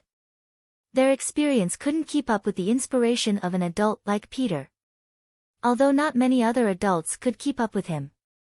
But today, his children's popularity suddenly soared, and he even received the affectionate title of Uncle Peter. Of course, there was also a large amount of hatred points. When they heard the word trick, the soldiers who were surrounding Noah Iyer and Noah Iyer were stunned. The leading officer stared at Peter and immediately felt that something was wrong. Although this man's face was as pale as paper and his arm was injured, the rest of his body was intact. The bloodstains on his body were all other people's, and he didn't wear armor in the center of the war. Extraordinaire. His level was not low. Enemy attack. The vigilant officer shouted loudly. At the same time, Carter looked at the soldiers whose expressions suddenly changed and realized that he had been fooled by Luoya. Damn it! Little bastard, what nonsense are you talking about? Disperse the formation. Cover the assault. The officer who realized that the other party might be a wizard directly drew his sword and led the charge without saying a word. The 10 soldiers behind him followed closely. They, who had been on the battlefield for a long time, found that the wizard almost reflexively chose to confront him. Their angry roars completely drowned out Peter's explanation. Wait, I didn't. Damn it. The arrows that pierced through the air became the last straw that broke the camel's back. A few dozen meters away from Luoya and Noah Iyer, a great battle suddenly began. Dozens of soldiers swarmed up and fought with Peter. Soldiers who had seen life and death on the battlefield were different. This group of soldiers was actually not very strong in terms of strength. The 3 officers leading them were only source level 5, and the rest were ordinary source level 6. They shouldn't be able to fight with Luoya, but the combat strength they displayed was far stronger than Luoya and Noah Iyer. The division of labor and encirclement, the arrow cover, the shield bearers in front and the damage output from behind. The 3 source rank 5 players wandered around and stabbed at the back. The perfect system allowed them to be on par with the powerful Peter for a while. Not long after, both sides had already seen blood. The portrait of the Virgin Mary that Peter was so proud of was howling in the air. The soldiers within its attack range were unable to move and had their throats pierced. Unfortunately, the casualties did not make the soldiers retreat. Instead, it aroused their bloodthirst and anger. Peter, who was already injured, was accidentally stabbed in the thigh by the leader of the officers. Ah! You're courting death! Peter screamed loudly. Luoya and Noah Iyer began to flee. Neither of the 2 groups was something they could handle. Even watching the show was dangerous. Breathing heavily and clenching their fists, the 2 of them moved forward according to their memories in the fog, but they soon realized that something was wrong. The distance isn't right. We should have arrived long ago. The fog of the March chaos. This is the interior of the labyrinth. There will be ghosts if we reach our destination. What should we do? Does the Ackett family have any records of this? Records? You mean the number of missing people? Luoya complained helplessly. After thinking for a while, she said, there is no way to solve this labyrinth. There's no way to break this maze. That's its strongest point. According to the records, even Prince Vader's personal guards couldn't break through it. Only the owner of the secret treasure of the labyrinth can move about freely. Is it the rainbow-colored gem? Is it with you? Of course not. And considering this history, the gem fragment should be in their hands now. Luoya's eyes looked into the depths of the churning fog. She seemed to be able to see the man and woman who became companions in this battle. They started the good relationship between Ackett and Heathcrete. Mr. Ponte and His Majesty Wei Dualia. Noah Iyer muttered the answer to herself. For a moment, she was lost in thought. As a female leader and ancestor, Wei Dualia had always been her idol. To be able to see her in person, Noah Iyer was a little excited at the thought of this possibility, but Luoya had mixed feelings. Am I going to meet my ancestor? If he hadn't read Ponte's diary, Luoya might have been excited. But now, he only hoped that his ancestor was a decent person. Sigh, the beautification in heroic stories is not just for show. Come to think of it, how can there be a completely righteous person in the world? Is it really to remove one's desires? And without desires, it is equivalent to not having empathy. Can such a person still be called a human? Luo Ye didn't want to think too deeply about this philosophical question. On one hand, the environment was not right. On the other hand, he found that Noah Iyer's situation was a little strange. Chapter 72. Luo Ye had always ignored Noah Iyer and even avoided her frequently. Her Royal Highness used to attribute this situation to her lack of charm. However, when the young man protected her in this deadly maze, Noah Iyer realized that this might not be the case. It wasn't that Luo Ye didn't like her, but he didn't like to flatter her. This guy was stubborn to a certain extent, or rather, he had a high self-esteem. Even the identity of a princess couldn't make him obediently flatter her. However, in contrast, when real danger came, this was a person worth trusting. Noah Iyer felt that she and Luo Ye were the same kind of people. Not referring to status, but the core part of a person's heart. Justice, kindness, and a certain pride in the heart that made them unwilling to yield. Luo Ye's actions tonight were completely different. Especially in the studio, Noah Iyer wasn't the only one who experienced the test of humanity. Luo Ye also had a winged dagger in his hand.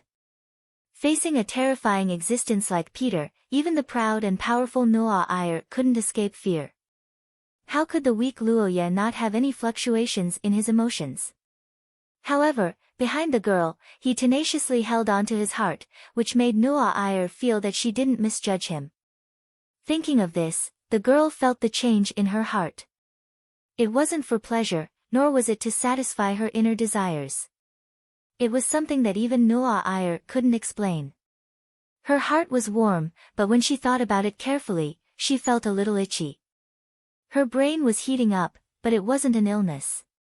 She knew that her possessiveness was starting to swell, but even someone as intelligent as her was helpless. Luo Ye's existence gave her a strange feeling. Although she was still confused, Noah Iyer inexplicably felt that as long as the two of them were together, they might be able to overcome this crisis. The girl was surprised by her strange thoughts. Suddenly, she noticed that Luo Ye, who was leading the way, stopped. She raised her head and saw a hazy building ahead of them. A monastery.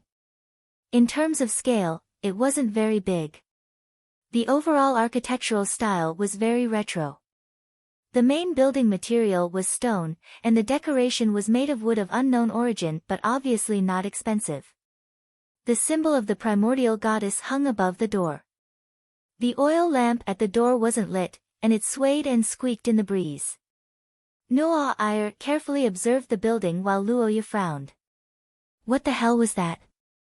Luo Ye's heart was filled with despair when he saw the buildings in front of him.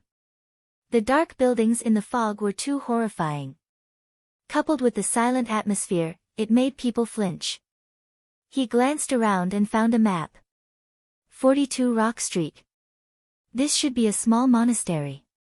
Noah Iyer took a step forward and stood side by side with Luo Ye to look at the building in front of them.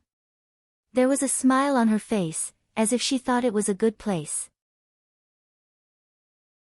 The primordial goddess of this world had a large number of believers. Due to the different customs of different countries, their doctrines were quite lax, and they were roughly divided into two systems. One was the devout ascetics. They usually gathered in monasteries and never married. They focused on teaching and educating the people around them. The other was the church. They could marry and live freely, but they had to listen to the orders of the theocracy during emergencies such as the Holy War. To put it bluntly, the clergy of the primordial goddess of this world were either independent and didn't care about worldly affairs, or they were obedient because they received benefits. And this was the monastery of the ascetics. As for this small monastery, to put it bluntly, it was just like an elementary school. It was small and didn't teach much. The ascetics and nuns were the teachers here. They taught some knowledge to make a living. The cost of going to school here was relatively low, and it was very close to the people. It was a good choice for the people at the bottom to receive education. This architectural style should be from the time of Palo III. It's been more than 300 years since then. Although it's a small monastery, it's rare that it has been maintained for so long. Luo Ye's face twitched when he heard Nuo Ayer's words of praise. Miss Angel, whose family was the head of the church, had a good impression of this kind of monastery. However, Luo Ye didn't have this kind of relationship. He felt as if there was a cold wind blowing behind his back. You mean, we should go in? Yes, I think this place is pretty good. The building isn't damaged, and there are no signs of large-scale battles nearby. Also, the monastery doesn't lack general supplies like food. We should be able to gain something. Nuo Ayer calmly analyzed the pros and cons based on the nearby situation. Luo Ye, whose eyes were twitching, was speechless. After thinking for a moment, the youth walked in front with his sword. Follow me. Okay. Luo Ye carefully approached the monastery. He walked past the oil lamps that were creaking in the wind. After cautiously observing the surroundings, he placed his hand on the monastery's door and pushed it forcefully. It's locked. There seems to be someone inside. It shouldn't be a soldier. Otherwise, it would be impossible for there to be no sentries. Chapter 73. Do the two of you have enough bread? I have some jam that I sell on the street. It tastes pretty good. Thank you, Cultivator Crow. Aren't you going to eat some? No thanks, I just ate when the sky turned dark. In the dining hall, the middle-aged cultivator was all smiles as he handed them food and water, as if he was afraid that the two of them would eat too little. Luo Ye looked at those burning eyes filled with longing and respect, and felt a headache coming on. Favorability plus 100. What's going on? You don't know me, do you? I don't look like a powerhouse who can protect a region, so why is your favorability so high? Luo Ye looked at the green light that was bouncing around on Crow's head, and his face was filled with doubt. Wait, is it because I'm too handsome? The young man's expression turned serious as he chewed on the bread. He suddenly felt that this guess was very reasonable. Otherwise, why would a stranger treat him so well? He even took out precious food for them to eat freely. In the current chaos of war, the parents of ordinary noble children might not even be alive, so there was no benefit to be gained. Yes, of course, you can ask away. Luo Ye's mind was filled with random thoughts, and Nuo Ayer began to try to start a conversation with this overly enthusiastic cultivator. The girl pondered for a moment, and asked a question that Crow found strange. Right now, it's Princess Wei Dualia's army that's fighting with Prince Vader's army, right? The war within the holy capital had already been going on for more than half a month, and such a large-scale turmoil could be said to be known to everyone. Noel's question was somewhat strange to everyone, and Crow was also taken aback when he heard it, but he immediately reacted. That's right, the Holy Sun descended from the sky and landed on the ground, so he definitely didn't understand the situation here. Wait, this seems to be a good opportunity for me to perform. You don't know the current situation of the war, right?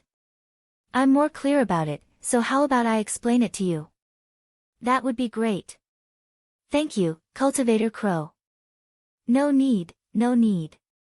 This is what I should do. Looking at the middle-aged cultivator patting his chest in a righteous manner, not to mention Luo Ye who could see the favorability value, even Nuo Ayer was a little confused. But after thinking about it, she could only attribute it to Crow's sense of justice.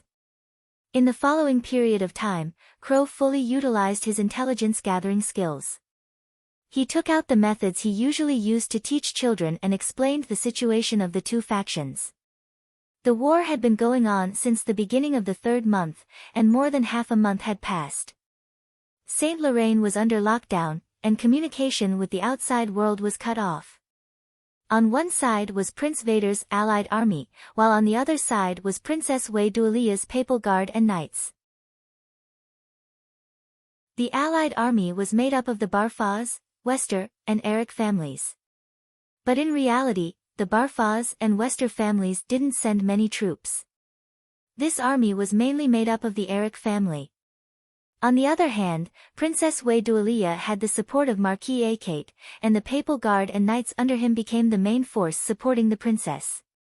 At first, the two sides were facing each other with the Central Road as the boundary, but the situation quickly changed. The Allied army launched a rapid attack, and it was said that Marquis Eric personally took over a front line of the Wei Dualia's camp. With this as a breakthrough point, the princess's army took a turn for the worse. After that, there was a qualitative change in the development of the war. It completely changed from a game of cards to a meat grinder.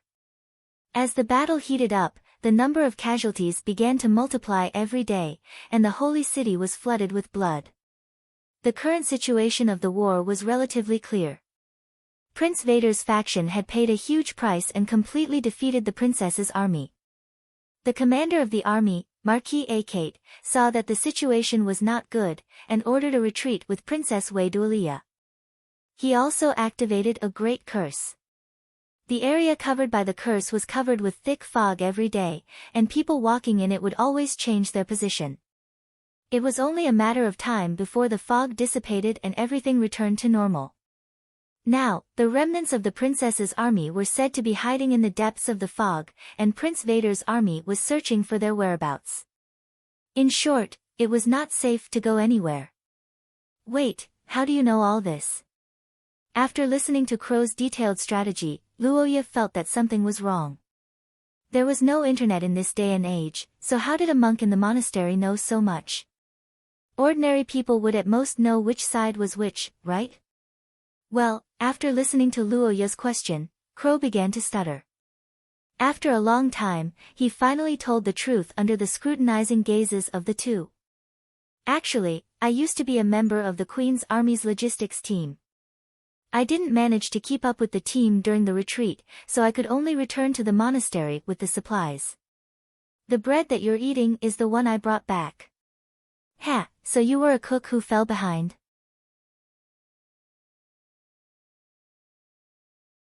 Chapter 74. 42 Lock Street. Luoya and Noa Iyer were sitting opposite each other at the low table where the children usually ate in the small convent. They were both silent. They had just finished listening to a story about the prince of this country. Vader Heathcliff, one of the twins of the royal family, was born intelligent. He had shown a strong learning ability from a young age. His extraordinary talent was one of the best even in the angel family, where there were many abnormal geniuses. According to the standard plot of the story, this prince, who was the first in line to the throne, was so awesome that he was either a typical dragon-proud heaven novel, using the church's fist to beat up Austin and kicking the mutants, or he had realized the limits of humanity and turned completely evil, just like what was recorded in the history books of later generations. However, the reality was that neither was the case. The first 12 years of Prince Vader's life had started out as a novel. His life was stable and happy, but all of this changed when he was 13 years old. It had become a torturous story. The reason for all of this was because of Vader and Wei Dualia's mother, Princess Mary. Princess Mary was born in a viscount's family in the North Sea Territory. Her family wasn't rich, but she met Prince Leon at his 16th birthday party. The two quickly fell in love, and not long after, Leon married Mary against all opposition. They gave birth to a pair of twins, Vader and Wei Dualia. Princess Mary was born into a humble family, so she could understand the hardships of the people. She liked children and was aloof from worldly affairs. She loved to visit the various orphanages and small convents in the holy capital and donated money. Sometimes, she would even teach in person. She was highly regarded by the people and was deeply loved by them. However, such a good person had a secret that couldn't be revealed to others. She was actually an extraordinary, and her source substance wasn't one of the three main sources. Instead, it belonged to a pagan religion. When Vader and Wei Dualia were 13 years old, this secret was exposed due to an accident. The wife of the Holy See was actually a pagan. This news shook the entire upper echelons of the Holy See, and for a time, all kinds of conspiracy theories emerged. Princess Mary became the target of everyone's attacks. In this storm, Saint Leon was also involved, and Mary became the weakness of the royal family. No one knew the details of the power struggle. In the end, Mary faded out of the sight of the world and was sent to a monastery in the holy capital to live in seclusion. Since then, the two children had been separated from their mother even though they lived in the same city. They had never seen each other again. Originally, this situation could have been changed when Vader ascended the throne. Unfortunately, time did not give him the chance. When Prince Vader was 15 years old, an epidemic broke out in the holy capital. Naturally, the heavily guarded palace was not affected, but Vader's mother's monastery was in the epidemic zone. In March of year 814, Mary died of an illness. This princess who had been loved by the world all her life passed away silently. There was no mourning, no funeral. It was as if she had never existed in this world. Only Vader and Wei Dualia were the signs of her existence. This incident deeply affected the young Vader. No one knew how the 15-year-old child felt when he heard that his mother had died outside the palace. No one knew what he was thinking at that time. All people could see was his actions. He studied diligently and trained hard. Compared to Wei Dualia, who washed his face with tears, it was as if he did not know about his mother's death. The nobles who had once besieged the royal family and the opportunists who had taken advantage of the situation heaved a sigh of relief. They praised him for being able to distinguish right from wrong and for being righteous. However, what they did not know was that the more repressed the silence, the more ferocious and difficult to resist when it erupted. Vader did not lose his memory. He was just sharpening his blade. He sharpened all his anger and sorrow into a sharp blade. He sharpened it for 4 years. In March of year 818, on the anniversary of his mother's death, he drew his blade and cut down half of the theocracy. None of the nobles who had attacked the royal family or the bishops who had insulted Mary had escaped his butcher's blade. He did not give anyone a chance to defend themselves, just like how they had not given Mary a chance back then. If all he did was kill people, then no matter how reasonable it was, Vader would be nothing more than a murderous demon immersed in vengeance. However, the reality was the complete opposite. Not only did Vader act, but he also had thoughts. The Reformist Party was the name of the faction that Vader led. Most of them were hot-blooded youths who advocated revising many of the doctrines regarding heretics in order to unite the heretics within the theocracy. As a representative, Vader had taken a huge risk to change the origin substance. After losing the origin substance, Vader, who had become a heretic, had voluntarily given up his inheritance rights. As the saying went, fight with your back to the river. If you don't succeed, you die trying. Such a resolute attitude moved the hesitant heretics and they all joined Vader's camp. Even 3 of the 5 great nobles had been roped in by him through some unknown method. After Leon had left the theocracy, Vader, who had endured patiently for 4 years, had built up his power. The following outcome could be foreseen. The Reformist Party launched a coup d'état with an unstoppable momentum and hammered the heads of the conservatives. Wei Dualia and Ponte were the last strongholds of the conservatives. As long as they were defeated and Wei Dualia was captured, Vader could force Leon to acknowledge the Reformist Party's views. If Leon did not wish to pass the throne to the other families, then he could only agree to the doctrine's reform. After hearing the cause and process of the war, Luo Ye and Nuo Iyer were in such a state.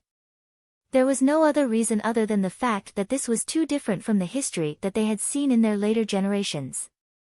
Luo Ye could not find anything wrong with Vader's actions, at least in the first half. In fact, he was happy to hear and applauded. Even a passerby could feel the injustice of Mary's story, let alone a socialist youth like Luo Ye who did not have any religious conservative ideology. Good kill. Don't talk to me about forgiveness. If you want to forgive someone, your mother will die first. Only after she dies will you have the right and position to forgive someone else.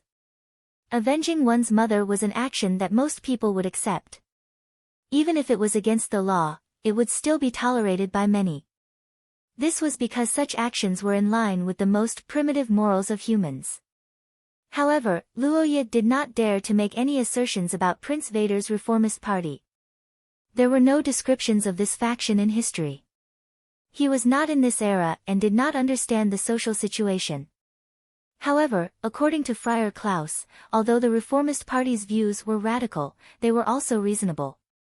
In the past decade or so, the stable environment of the theocracy had attracted more and more heretics. They had gradually become a force that could not be underestimated. On the bright side, many heretics could help improve the lives of the people. They were also members of the productive forces of society. There was no lack of experts among them. As long as they were used well, they would be a huge resource. But from a bad perspective, since origin substances were unstable, there was a chance that they would fall into depravity due to the price they had to pay for their advancement. They would become evil cultists who would commit all sorts of crimes. In reality, the boundaries between cultists and cultists were quite blurry. It was difficult for many people to determine who they were. In addition, the security of the Holy Capital had indeed been deteriorating over the past 10 years.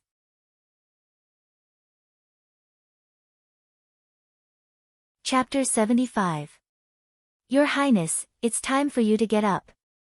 In the bedroom of an ordinary house, a golden-haired knight dressed in armor walked into the room and softly called out to the young man on the bed. Hearing the call, the young man opened his eyes and sat up from the bed. This was a golden-haired, blue-eyed man with regular and handsome facial features. His eyes were sharp, and he wore light armor. His whole body carried a swift and decisive temperament. Vader Heathcliff, the first successor of the theocracy of Saint Maester, was also the current commander of this army. Felder, what time is it? It's already 6 in the evening, Your Highness. Is that so? Speaking of which, is it necessary for a marquis like you to wake me up personally? Vader glanced at the young man standing beside him. If an outsider saw such a helmeted and armored person coming to wake him up, they would probably think that he was an orderly. Who would have thought that he was actually a powerful marquis of the theocracy? Felder Eric, the head of the Eric Marquis, one of the 5 great nobles of the theocracy. He was young, but his skills were extraordinary. In his 20s, he was already an expert of Source Level 3. He was Vader's trusted aide and good friend. No matter which country or region, extraordinaires who entered Source Level 3 could be called experts. Although it was only Level 1, there was a huge difference between Source Level 4 and Source Level 3. The threshold between Source Level 3 and Source Level 4 was something that tens of thousands of extraordinaires would find difficult to cross in their lifetime. And Felder was an accomplished genius at this age. His talent was also top-notch among the many nobles. In addition to the power of the Eric family, the strongest of the 5 great nobles, it could be said that he was already an influential figure in the theocracy at such a young age. However, such a noble genius did not have a trace of disrespect in front of this young man who had just woken up.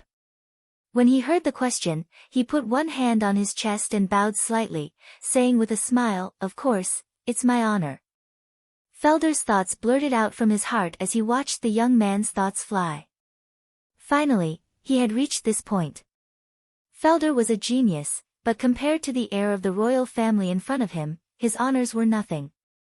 Vader Heathcliff, who had advanced to Source Level 3 at the age of 18, learned martial arts from a palace knight of the Kingdom of Knights. At such a young age, he was already so knowledgeable that even the scholars of Bologna knew of his good name. Such a monarch was naturally worthy of following. Furthermore, Felder and Vader had the same ambitions and ideals, so the two were like-minded. How's the search for Wei Duolia? No results for now.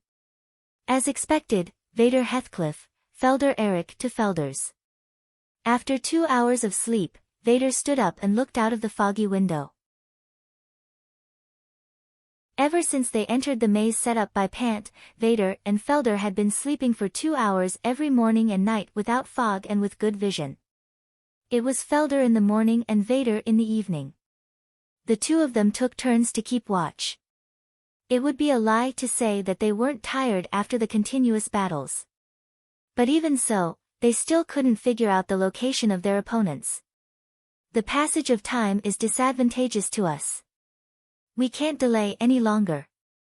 Otherwise, the Sanctum might have problems. Do you have any good ideas? Your Highness. Urgent military intelligence. A soldier rushed in and interrupted the Marquis's words, but the two men in the room were not angry. Instead, they turned around in surprise. After all, there were no enemy forces in this maze. The military intelligence brought by the soldier was definitely not a battle, so there was only one possibility left. Deep in Rock Street, there's a reaction from the royal bloodline. It's Princess Wei Dualia. What's the matter? Is this thing broken? In a beautifully decorated room, a black-haired man looked at the detection device on the table and frowned. This bloodline tracking curse vessel exclusive to the royal family could be said to be quite precious. At present, only 3 members of the royal family owned it, and the one in the man's hand now came from one of them, Princess Wei Dualia Heathcliff. Simply put, it was a student's item.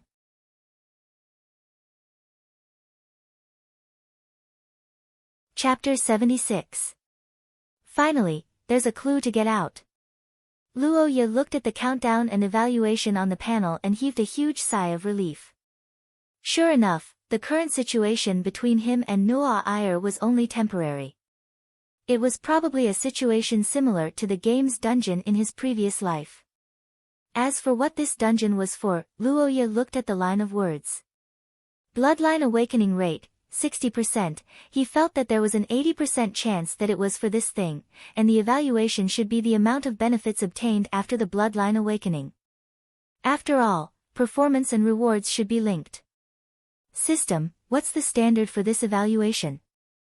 The standard is a combination of all the host's actions, decisions, achievements, and other indicators, unable to be specified.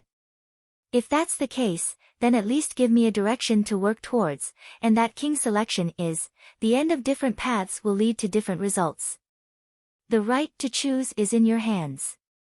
The system will not force the host to do anything, but it is recommended that you carry forward the family spirit and stimulate the possibilities in your bloodline. Luo Ye listened to the system's words and began to ponder. He realized that he didn't have an answer. Ka Dia didn't talk much about this, and most of it was about educating the children of nobles, nothing special. This question is too difficult, can't you at least give me an answer? It's difficult to give a correct answer based on idealism. It is also recommended that the host, the heavens are vigorous, the gentleman, okay, you don't have to say anything. Luo Ye waved his hand speechlessly. He laid on the wooden bed covered with a blanket and pondered for a while, but he still couldn't come up with an answer. He could only shake his head and throw the question to the back of his mind. He turned to look at the system's 60% value and estimated the completion time in his heart. After the conversation with Monk Crow, it was already late at night. If he counted from the time when Luo Ye and Nuo Ayer appeared in the ruins in the evening, then the system's bloodline awakening rate could be said to be very impressive. Perhaps he would have already awakened by the time he opened his eyes tomorrow. Sigh, if only it could be that easy. The black-haired youth sighed. What he said before was under the premise of only looking at the bloodline awakening rate, but in fact, there were 2 more important information. Extremely dangerous, 70% success rate. These 2 pieces of information could be said to have poured cold water on Luo Ye's fantasy. Now that the awakening process was more than half done, Luo Ye's body didn't feel anything at all. He didn't know if this was good or bad, but he could only prepare himself to deal with unknown dangers at any time. As for the success rate of 70%, Luo Ye had already given up on the treatment. After all, the worst thing that could happen to a 5-card stud was failure. He would become an unlucky debtor who owed 500,000 gold coins but didn't get anything out of it. There's a countdown of 73 hours. Do I just have to get through this time, or do I have to do something? Who exactly is the witness? After a tiring day, the youth stared at the numerical value in the system as he pondered. His consciousness gradually began to blur, and he didn't know when he had completely fallen asleep.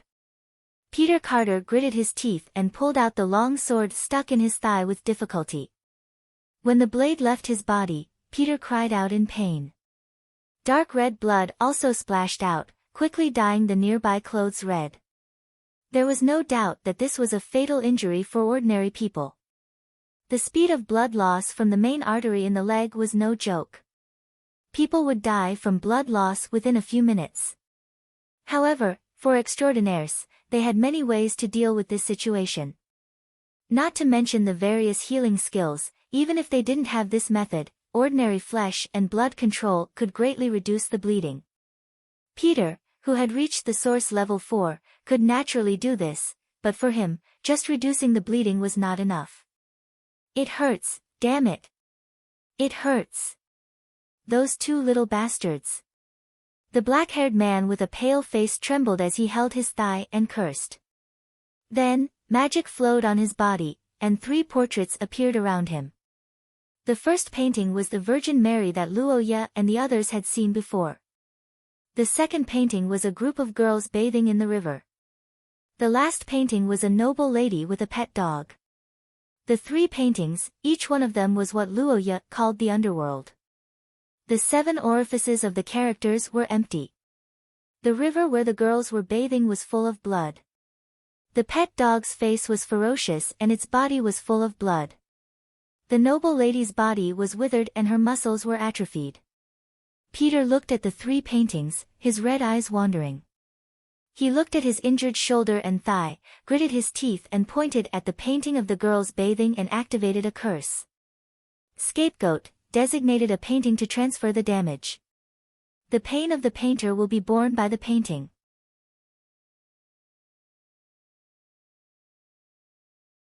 Chapter 77. First Contact. What does this mean? Luoya's low sleepiness was dispelled by the system's words. His eyes widened as he recalled the dream, and his body broke out in a cold sweat. No, it can't be. In this day and age, people even skipped premonitions and went straight to reality. Luoya gripped the quilt tightly. The bed in the monastery was already hard as hell, and now something like this happened. He couldn't sleep at all. The black-haired teenager stared at the systems, calculating, and his thoughts ran wild. According to the French system's conduct, it wouldn't take the initiative to cause trouble. Now that something popped up, it must be Luoya's own change. Another number also caught his attention. Bloodline awakening, 80%. Luoya stared at the number and looked at the time. It had been more than 2 hours since he fell asleep. Normally, Luoya wouldn't be surprised if it reached this number, but the problem was, the number didn't move. He was stuck. As for why, Luoya already had a guess. Is this the answer to that question? The teenager muttered to himself. At the same time, the system moved again. Ding, information updated, host has obtained a special status, Gulen Daer's promise, you have made a promise with the king, and you will bring back the truth, effect, obtain a powerful strength attribute bonus, temporary immortality, lasts for 30 seconds, remaining uses, 3, immortality? Luoya looked at his interface and couldn't help but exclaim. He never thought that he could get a skill from dancing on a burial mound. Damn, what the hell is that big skeleton? It's too fierce, but the answer, Luoya thought of the huge skeleton and couldn't help but frown. How did the dead transfer their power? Roha really wasn't clear about this problem. In the end, in this world with supernatural powers, what kind of person is considered dead? For example, that mountain-like skeleton, it should have been a giant. That bloody plain with bones and swords everywhere must have been an ancient battlefield. It should also be the place where he died. But is he dead? It's hard to say. And its power, What kind of power does it transfer? Skill? Bloodline? Knowledge? Luo Ye scratched his head and felt that the problem was a little complicated.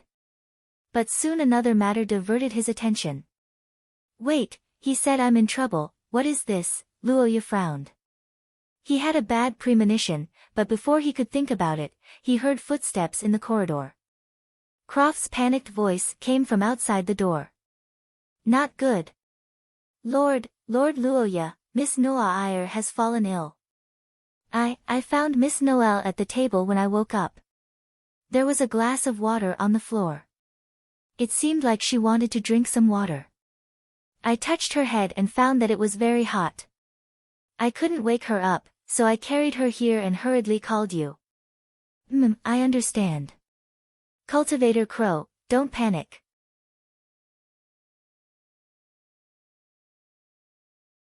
Chapter 78. What nonsense are you spouting? After hearing Noah Ayer's words, Luo Ye was stunned for a moment before retorting. However, Miss Angel was very calm. I'm just stating the truth. You know it, right? It's impossible to bring me along in this situation. The blonde girl smiled bitterly. At this moment, Luo Ye saw a trace of gentleness on her face that was completely different from before. It was a smile with some gentleness and poignant beauty. It was an expression that the young man thought would never appear on Noel's face. It was kindness in a desperate situation, and it was like a farewell before leaving. Don't worry about me. I'll drag you to your death. Don't be silly. I can't leave you here. What else can I do? Carry me on my back. In this fog filled with murderous intent? Noah Ayer chuckled and shook her head slightly. Impossible. If you do that, you won't even be able to escape if you encounter a group of soldiers. We have no status in this era. If we get caught, we won't have a good ending. Luo Ye listened to Noah Ayer's words with a heavy heart. Now that Prince Vader wanted to use his status as the sole heir to the Holy See to force reforms, be it Wei Dualia or Noah Ayer, they were all obstacles. Wei Dualia might be fine because they were siblings from the same mother, but Noah Ayer, who had an angelic bloodline of unknown origin, would definitely be dealt with by Vader.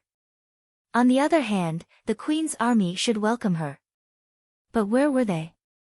In this fog that lasted for almost 22 hours, the whereabouts of Ponte and Wei Dualia were not something they could grasp. Even Luo Ye of the Labyrinth Pavilion could not find them. And don't forget, there's still someone chasing after us. Peter Carter, who was involved in this incident, will not let us go. He will definitely chase after us with all his might. How ironic, we don't know how to go back either.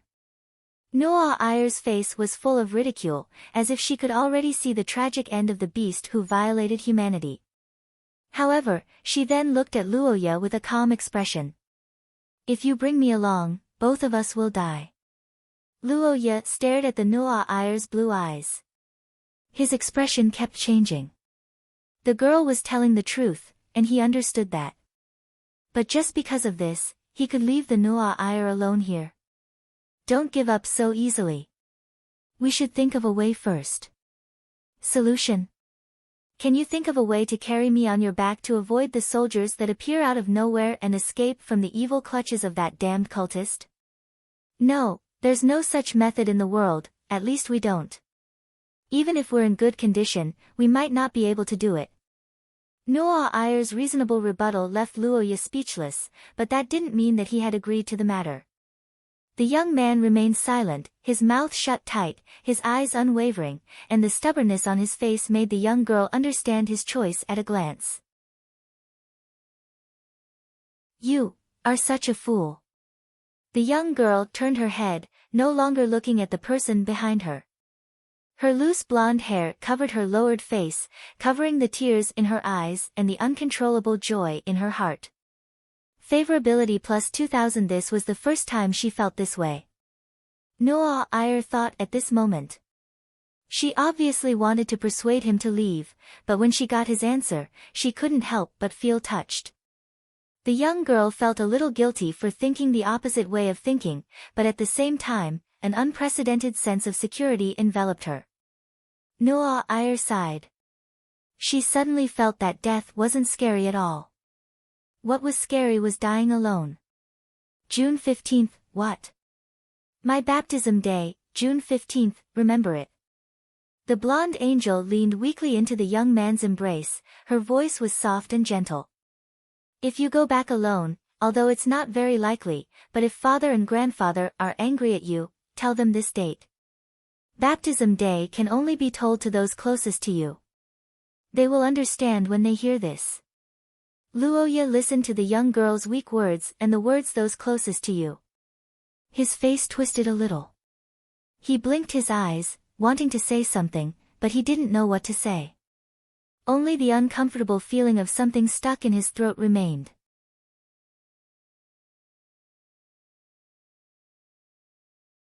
Chapter 79.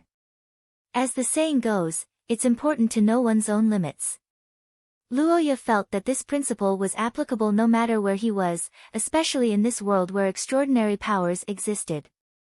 Knowing one's own limits could sometimes even be a matter of life and death. Luoya had always believed that it was better to be prepared than to be unprepared. Drawing up a plan in advance was the most important thing.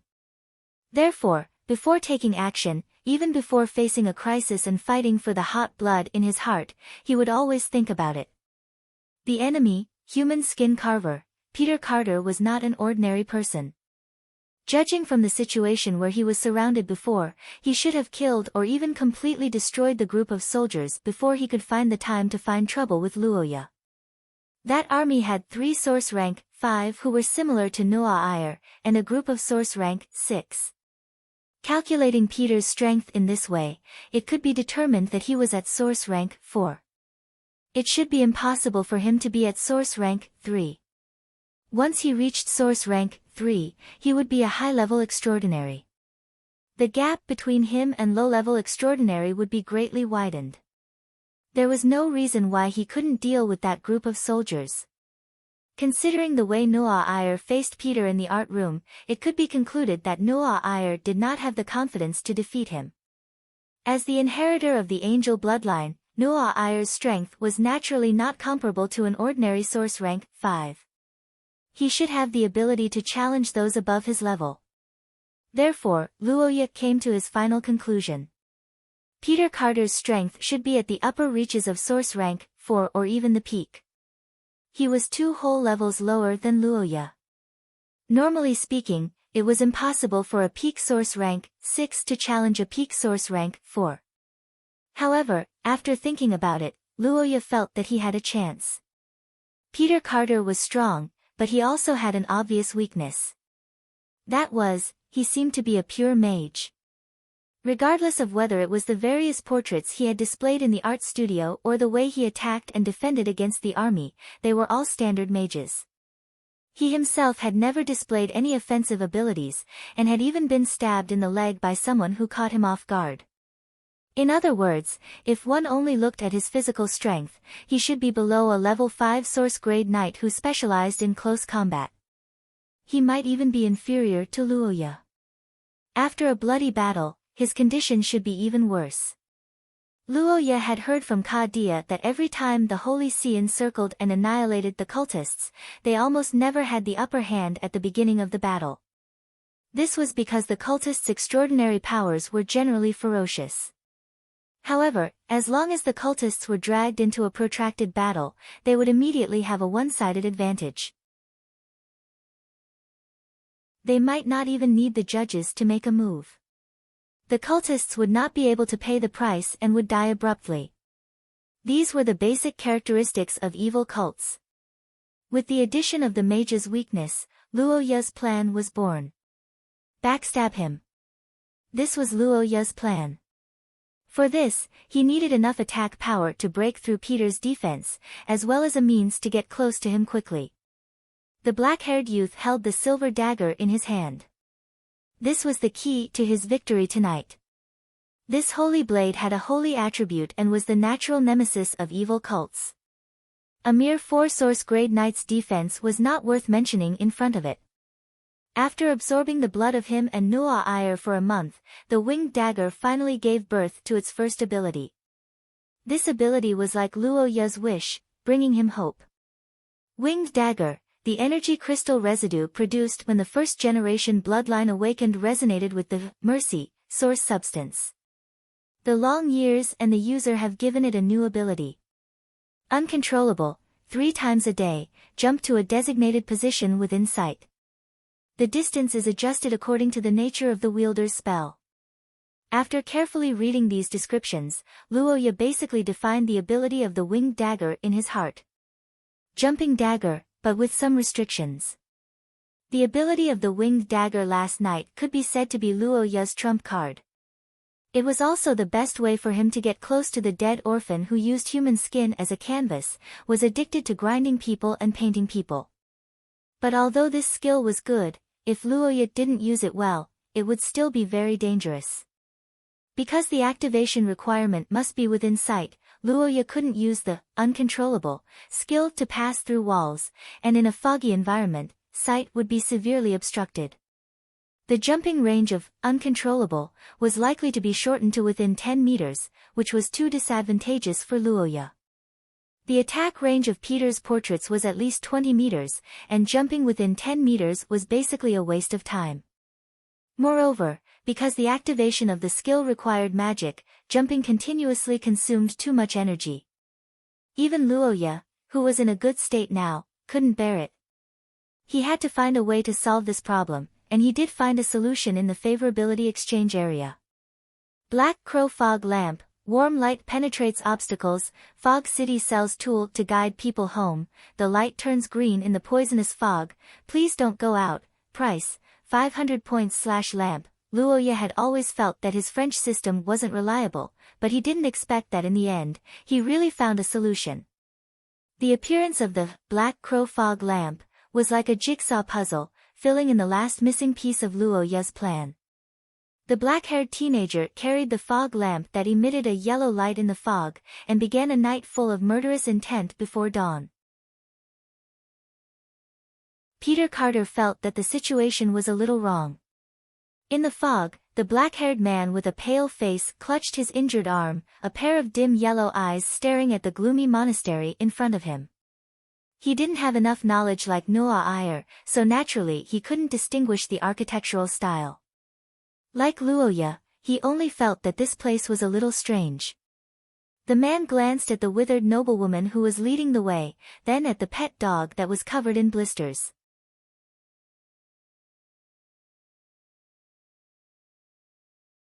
Chapter 80.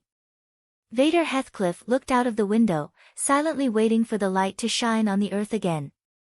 Dusk and dawn were fixed resting times in this large maze that divided all the blocks within the range into dozens of disorderly pieces every half a day. There was an hour in the morning and an hour in the evening. During this hour, the large maze would fail and the fog would recede. When the fog gushed out again, a new maze would be created. The information collected in the past half a day would be completely invalid. This was also why Vader couldn't find Wei Dualia and the others. Unless more than 100,000 people were brought to fill all the blocks, they would have to face a lucky draw probability of 1 in 10. The army couldn't march too fast in the fog, so the efficiency of the army was even lower than expected. But last night, Vader had a goal. He didn't need to be confused anymore. The reason for everything was the bloodline reaction in Rock Street. Wei Dualia was there.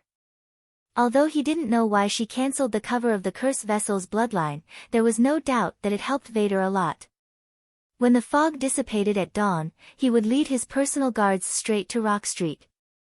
Your Highness, although I don't know what Wei Dualia and Ponte are up to, they must have prepared something since they dared to expose their position. It should be a trap. Ferd Eric's face was solemn. He looked at the young man who was looking out of the window with his back to him. Please stay here and let me lead the troops first. The blond man asked for Solitude's order, but the young man with his back to him didn't respond. Vader looked out of the window silently, as if he didn't hear Ferd's request. Ferd, why do you think my mother died? It's those nobles. The blonde knight was stunned by the irrelevant answer. He blinked his eyes in confusion and said his answer. Vader shook his head. No, those nobles are just appearances. The real reason is the difference. Difference? Yes. The young man turned around and explained faintly, the difference in geography, race, country, religion, all these differences make people afraid. It is like a fence between people. It stands tall and keeps people in captivity, but it also makes the people in the fence have a stronger sense of selfishness. They look at everything outside angrily. No matter what your identity is, no matter what you've done, once you're discovered to be different, you'll receive special treatment if you're lucky, and you'll be persecuted if you're lucky. My mother died because of this. Did I avenge her in this war? In other people's eyes, it's already revenge. Those nobles who forced her to leave are all dead, but I know that I haven't. At least, I haven't completed it yet. My mother died from an infectious disease, from the coercion of the nobles, and even more so from the discrimination and resistance born from the difference in ideas. Those are my real enemies, and they are what I need to break. In order to break these high walls, there are too many things that we need to eliminate. It's difficult to eliminate these differences, but it's not impossible. For example, a unified empire like ancient Austin from 1,000 years ago. Vader looked at the dumbfounded Felder, his eyes shining brightly. You once asked me what my dream was. Now, I'll tell you. This is my dream. In order to realize it, I will face many difficulties, and your strength is indispensable. So, don't say such silly things like abandoning a pawn. The prince smiled faintly and rejected Felder's request, but the golden-haired knight was still in shock. Although Felder had always known that he was following a mighty lord, he didn't expect Vader's ambition to be so great that he even wanted to rebuild a unified empire. But, if it was him, with his talent and the strength of the theocracy, it might be possible. The golden-haired knight looked at this rare genius that only appeared once in hundreds of years. He stood at attention and bowed again. Thank you for your appreciation. I'm willing to follow you for life, Your Highness. Is that so? Hee, then it's impossible for you to go to Rock Street alone. So what if it's Wei Duolia's trap? If you shrink back in the face of such a small risk, how can you talk about the great cause of unification? The young prince smiled. He didn't have a crown on his head, but at this moment, his aura had far surpassed that of a king. Dawn, let's march. Vader will definitely go, I promise. In the Labyrinth Museum, Victoria tapped the flashing red dot on Lock Street with her finger and looked at the black-haired man who had a helpless look on his face. Ponte held his notebook in a daze and stammered for a long time before saying.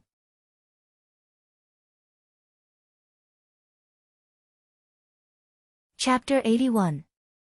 Inside the monastery, Friar Crow was trembling in fear as he held his sword that had never seen blood since it was sharpened. He was huddled in a small fortress made of wooden planks and furniture in front of his bed. Although Crow was nearing middle age and had seen a lot, he was still a scholar. Most of his life was spent in the monastery, teaching children how to read and do math, and telling the nearby residents the stories of the primordial goddess. That was all he lived for. When he joined the Queen's Army's logistics unit a while ago, Crow felt that it was the most thrilling moment of his life. The wounded and the dead were brought back from the battlefield every day. In just a few days, he saw more blood than he had seen in his entire life.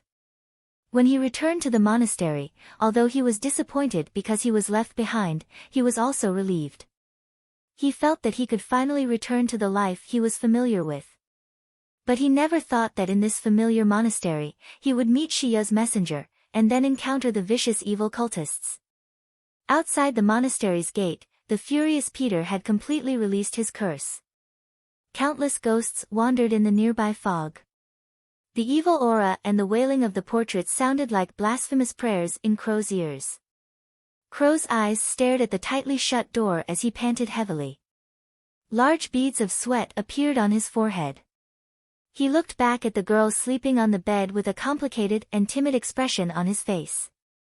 The Son of God is fighting, right?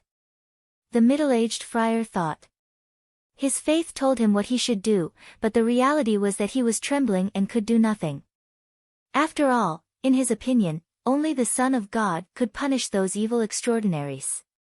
In Claude's eyes, Luo Ye and Noah Iyer were different from ordinary people. It was not just the difference in strength, but also the difference in personality and other aspects. Powerful but not arrogant, polite and approachable, brave and fearless, and able to choose to fight without hesitation in the face of a terrible enemy. This was not something ordinary people could do. It was better to say that ordinary people were in a completely different state when facing the evil cultists. Cowardice, fear, yes men, and the inability to muster up the courage to resist the evil existence. This was not an exception in this world, but the common reaction of most people. Noah Iyer's courage in the face of the cultists came from his family's heritage and the pride of his bloodline. Luo Ye's courage in the face of the cultists came from the righteousness and responsibility in his heart. Although the reasons were different, they had unknowingly crossed the threshold in their hearts. The surrender of power was not scary. What was scary was the surrender of the soul. The special feeling that Crow felt from the two of them was the noble and unyielding spirit. He had only felt this feeling from a few people in the past, including the current Holy See and Princess Wei Dualia. May she bless you. Sincerely praying for the two of them, Crow looked at the statue of the goddess in front of him and muttered to himself. Peter had never thought that there would be a day when he would be forced to defend himself with all his might by a little kid of origin grade 6. Now that the lady with the dog was directly sent to the sky by the Holy See's dagger, the only paintings that Peter could command were the Holy Virgin Mary and some miscellaneous things that could not be put on the table. Fat merchants, rigid soldiers, crying maids. Peter's early paintings were brought out one by one. Most of these paintings were limited in strength and didn't have much use. They were the lousy works that Peter was ashamed to let others see. But now, he couldn't care less about that. In an environment where the visibility was less than 10 meters, the mysterious disappearance of the enemy was obviously a magic weapon, a short sword. Everything gathered together and turned into a murderous intent that made Peter tremble with fear in the dark night. The pale-faced man gasped for breath, trying his best to calm his heart. Don't panic. It's just a little kid of origin grade 6, so what if he has a treasure? His actual combat experience and psychological endurance are definitely not as good as mine. I'm the hunter, he's the prey. You think you hid well? I saw you a long time ago. Peter shouted loudly as he thought, trying to trick Luo Ye out, but in the fog of the night, there was no movement except for the screams of the vengeful spirits.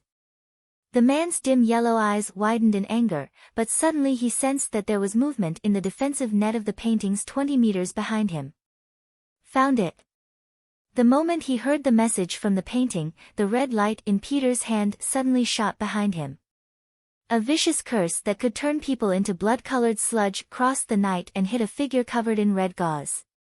Ha ha ha ha. Found you. Now you know the gap between us, little brat. You think you can defeat me with a few good things?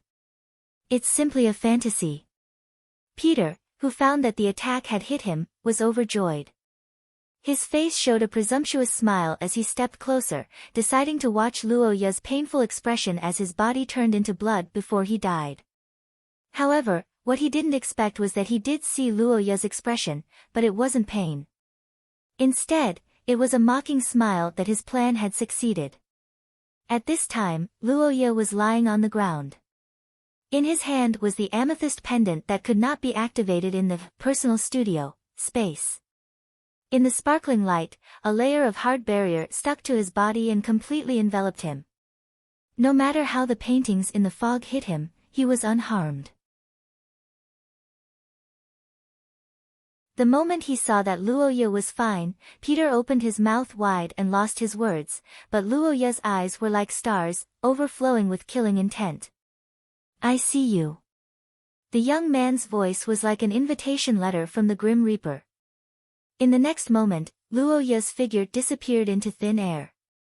A strong wind blew behind Peter, and a silver dagger pierced through the protective Virgin Mary statue before the man had time to react, rushing all the way forward with irresistible force. Pucci.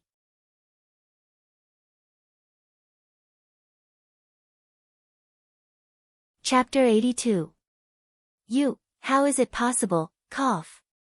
In the fog outside the monastery, a battle to the death finally came to an end.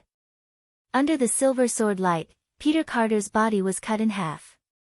The range of the distorted painting was broken through, and he no longer had the means to save his life. The magic essence quickly disappeared with the loss of blood, and the painting of the bound soul in the air finally ushered in a release. The screams gradually dissipated, and Peter's pupils began to dilate as he lay on the ground. I didn't expect to be here. But boy, don't be complacent. Making a deal with that kind of existence, one day you will also. The man with only half of his body left recalled the great existence he had just seen. Before he finished speaking, he had already died, leaving only a mocking smile on his face. Luoya, covered in blood, gasped for breath, but he could no longer hear anything else.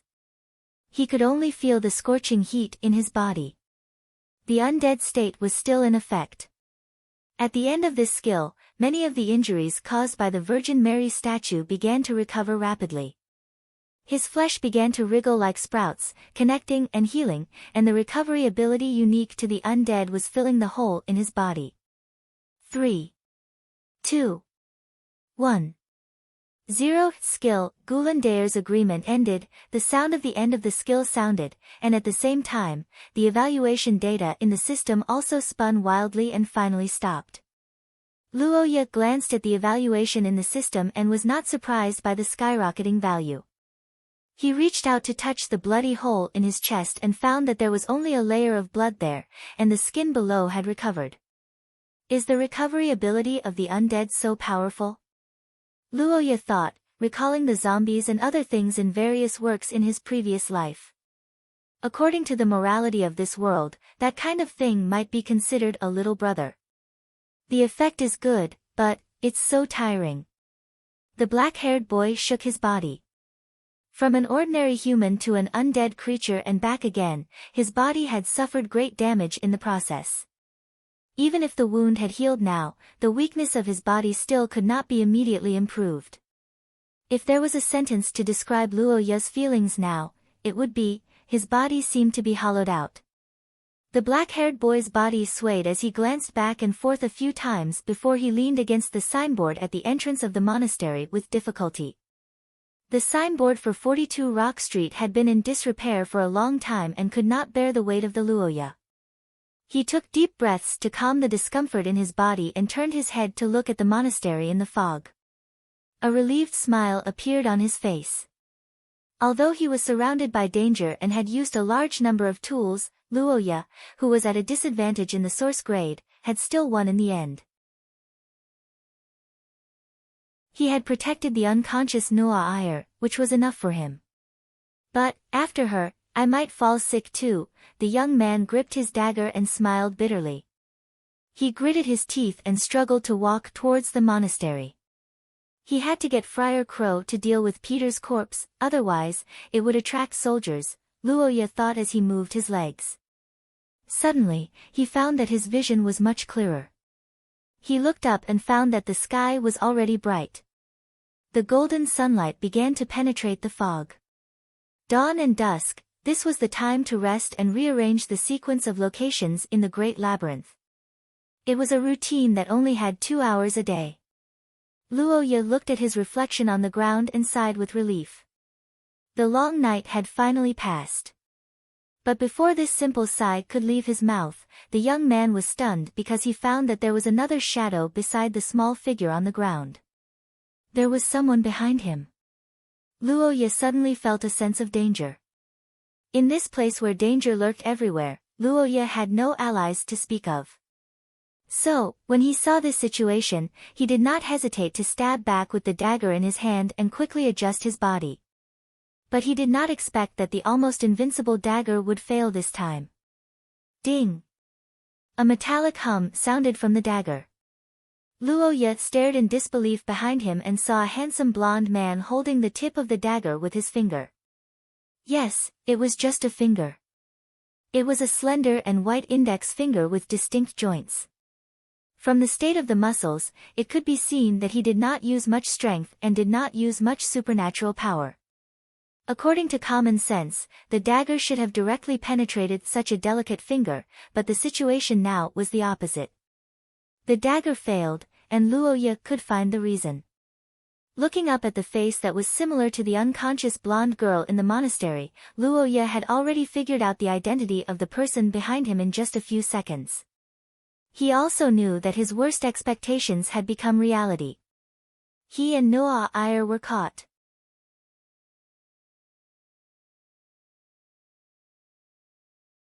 Chapter 83. Calamity of Blood. This was a skill that Luo Ye took advantage of the King of Fighters event in the manner. Its effect was very mysterious and had a probability of being effective. So far, it had only appeared on Peter Carter. The activation of Calamity of Blood wasn't completely useless. At least, Luo Ye knew that he had become the target of the cult. When the blonde knight looked at Luo Ye indifferently, the skill was activated for the second time. In Luo Ye's eyes, a pink lump appeared on the blonde knight's head. The color wasn't very deep. From this, it could be seen that although this man wanted to kill him, it was just a side effect. What really shocked Luo Ye was something else. That's right, it was the name on the lump. Vader's left hand, Ferd Eric, Brian Eric. When Luo Ye first saw this string of text, he wasn't very surprised. However, when he finished reading the content in the brackets, his mood changed completely. It wouldn't be an exaggeration to say that he was struck by lightning. Brian Eric. The sudden appearance of this name caused Luo Ye's mind to go blank. His first reaction was that when the labyrinth was activated, it somehow involved this Earl of the Border. This question appeared for a brief moment before it was immediately dismissed. It wasn't just because Brian couldn't have been eavesdropping outside the room in the labyrinth. More importantly, Luo Ye discovered that Brian had a complete social network. The soldiers who obeyed his orders, Vader who gave him orders, and Brian's attitude all represented that he was Ferd Eric, a person of this era. However, the appearance of the skill couldn't be wrong. Why would Brian's name appear? After thinking for a while, Luo Ye could only come up with one answer. That was, the Ferd of this era was the future Brian. According to the historical records, the patriarch of the Eric family committed suicide after the defeat of the Eric family. This was probably true. However, Ferd, who committed suicide, somehow came back to life and was still active in the era of John of the Holy See more than 100 years later. Luo Ye's heartbeat quickened as he discovered the shocking secret. His eyes involuntarily stared at the blonde knight. Of course, he was discovered. Kid, I don't know where you're from, but the person in front of you just now was Prince Vader. You better not be so disrespectful next time. Felder then ignored Luo Ye after saying those threatening words. Layers of soldiers slowly approached the monastery under his lead. The elite suicide squad was the first to rush in. Ah! No, don't kill me. I'm just a cultivator. The door was kicked open, followed by Monk Crow's strange cry. The footsteps of a large group of soldiers resounded in the monastery. Not long after, a soldier rushed out. Your Highness. Found it. All right. When Prince Vader heard his subordinate's report, he smiled for the first time. He quickly walked into the monastery and entered Noah Iyer's room under the instructions of the soldiers. The young man who entered the room did not even look at Monk Crow, who was forced into a corner by swords and blades. Instead, he looked directly at the unconscious girl on the bed and sighed in relief. He won. Although more than half a month of internal strife and heavy casualties had passed, he still won in the end. As long as he captured Wei Dualia, his plan would be invulnerable. But I didn't expect that guy Ponte to leave you alone and escape. To think that I thought the two of you. Wait, that's not right. Looking at Wei Dualia, who was talking to himself on the bed, Vader approached the bed with a sharp gaze. Suddenly, he felt a strong sense of disharmony. It was a double strangeness in his body and bloodline. What's wrong with this body? Although Wei Duolia's body had always been like that of a child, he should never look so young. It was as if he had regressed by a few years. Furthermore, this bloodline power, Vader felt the bloodline power of the girl on the bed, which was of the same origin as his own. He widened his eyes in disbelief. The girl on the bed only had a bloodline of bronze rank. This was obviously not right because he and Wei Duolia had advanced to silver rank 6 years ago. Regressed bloodline? This was simply impossible, just like how it was impossible for a person to go back in time during puberty. Then, could it be that her age had regressed? No, even a level 1 source ranker would not be able to make Wei Duolia, who had the bloodline of angels, age regress. Such a person simply did not exist. After rejecting one possibility after another, Vader had no choice but to accept a fact that left him dumbfounded. That was, this girl did not seem to be Wei Duolia. Call the young man outside and here. Hurry. Vader, who had discovered the truth, was about to call Luoya to inquire about the situation. Unexpectedly, the books in the room suddenly flashed violently. In the next moment, countless papers began to spurt out, causing the golden-haired young man's expression to change drastically. Shit! The familiar curse power caused Vader to draw his sword out of reflex.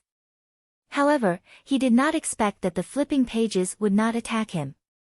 Instead, they rushed toward the unconscious girl on the bed. Within the tornado of pages, the figure of a black-haired man appeared out of thin air. He grabbed the unconscious girl and turned around to give Vader a polite smile. Good morning, Your Highness Vader. And, goodbye.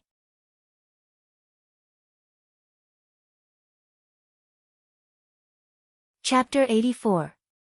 When the black-haired man flew across the sky, Luoya raised his head and felt the fear of missing the bus. Although Luoya didn't know who the black-haired man was, judging from the blonde little girl in his arms, he was most likely his ancestor. Unfortunately, Ponte's car didn't have a seat for him. Noah Iyer! The black-haired boy exclaimed. He had no choice but to accept the fact that he missed the rescue. But looking at the two people flying across the sky, his heart was hanging in the air. What the hell? Boss, this is a war zone. Why are you floating in the sky?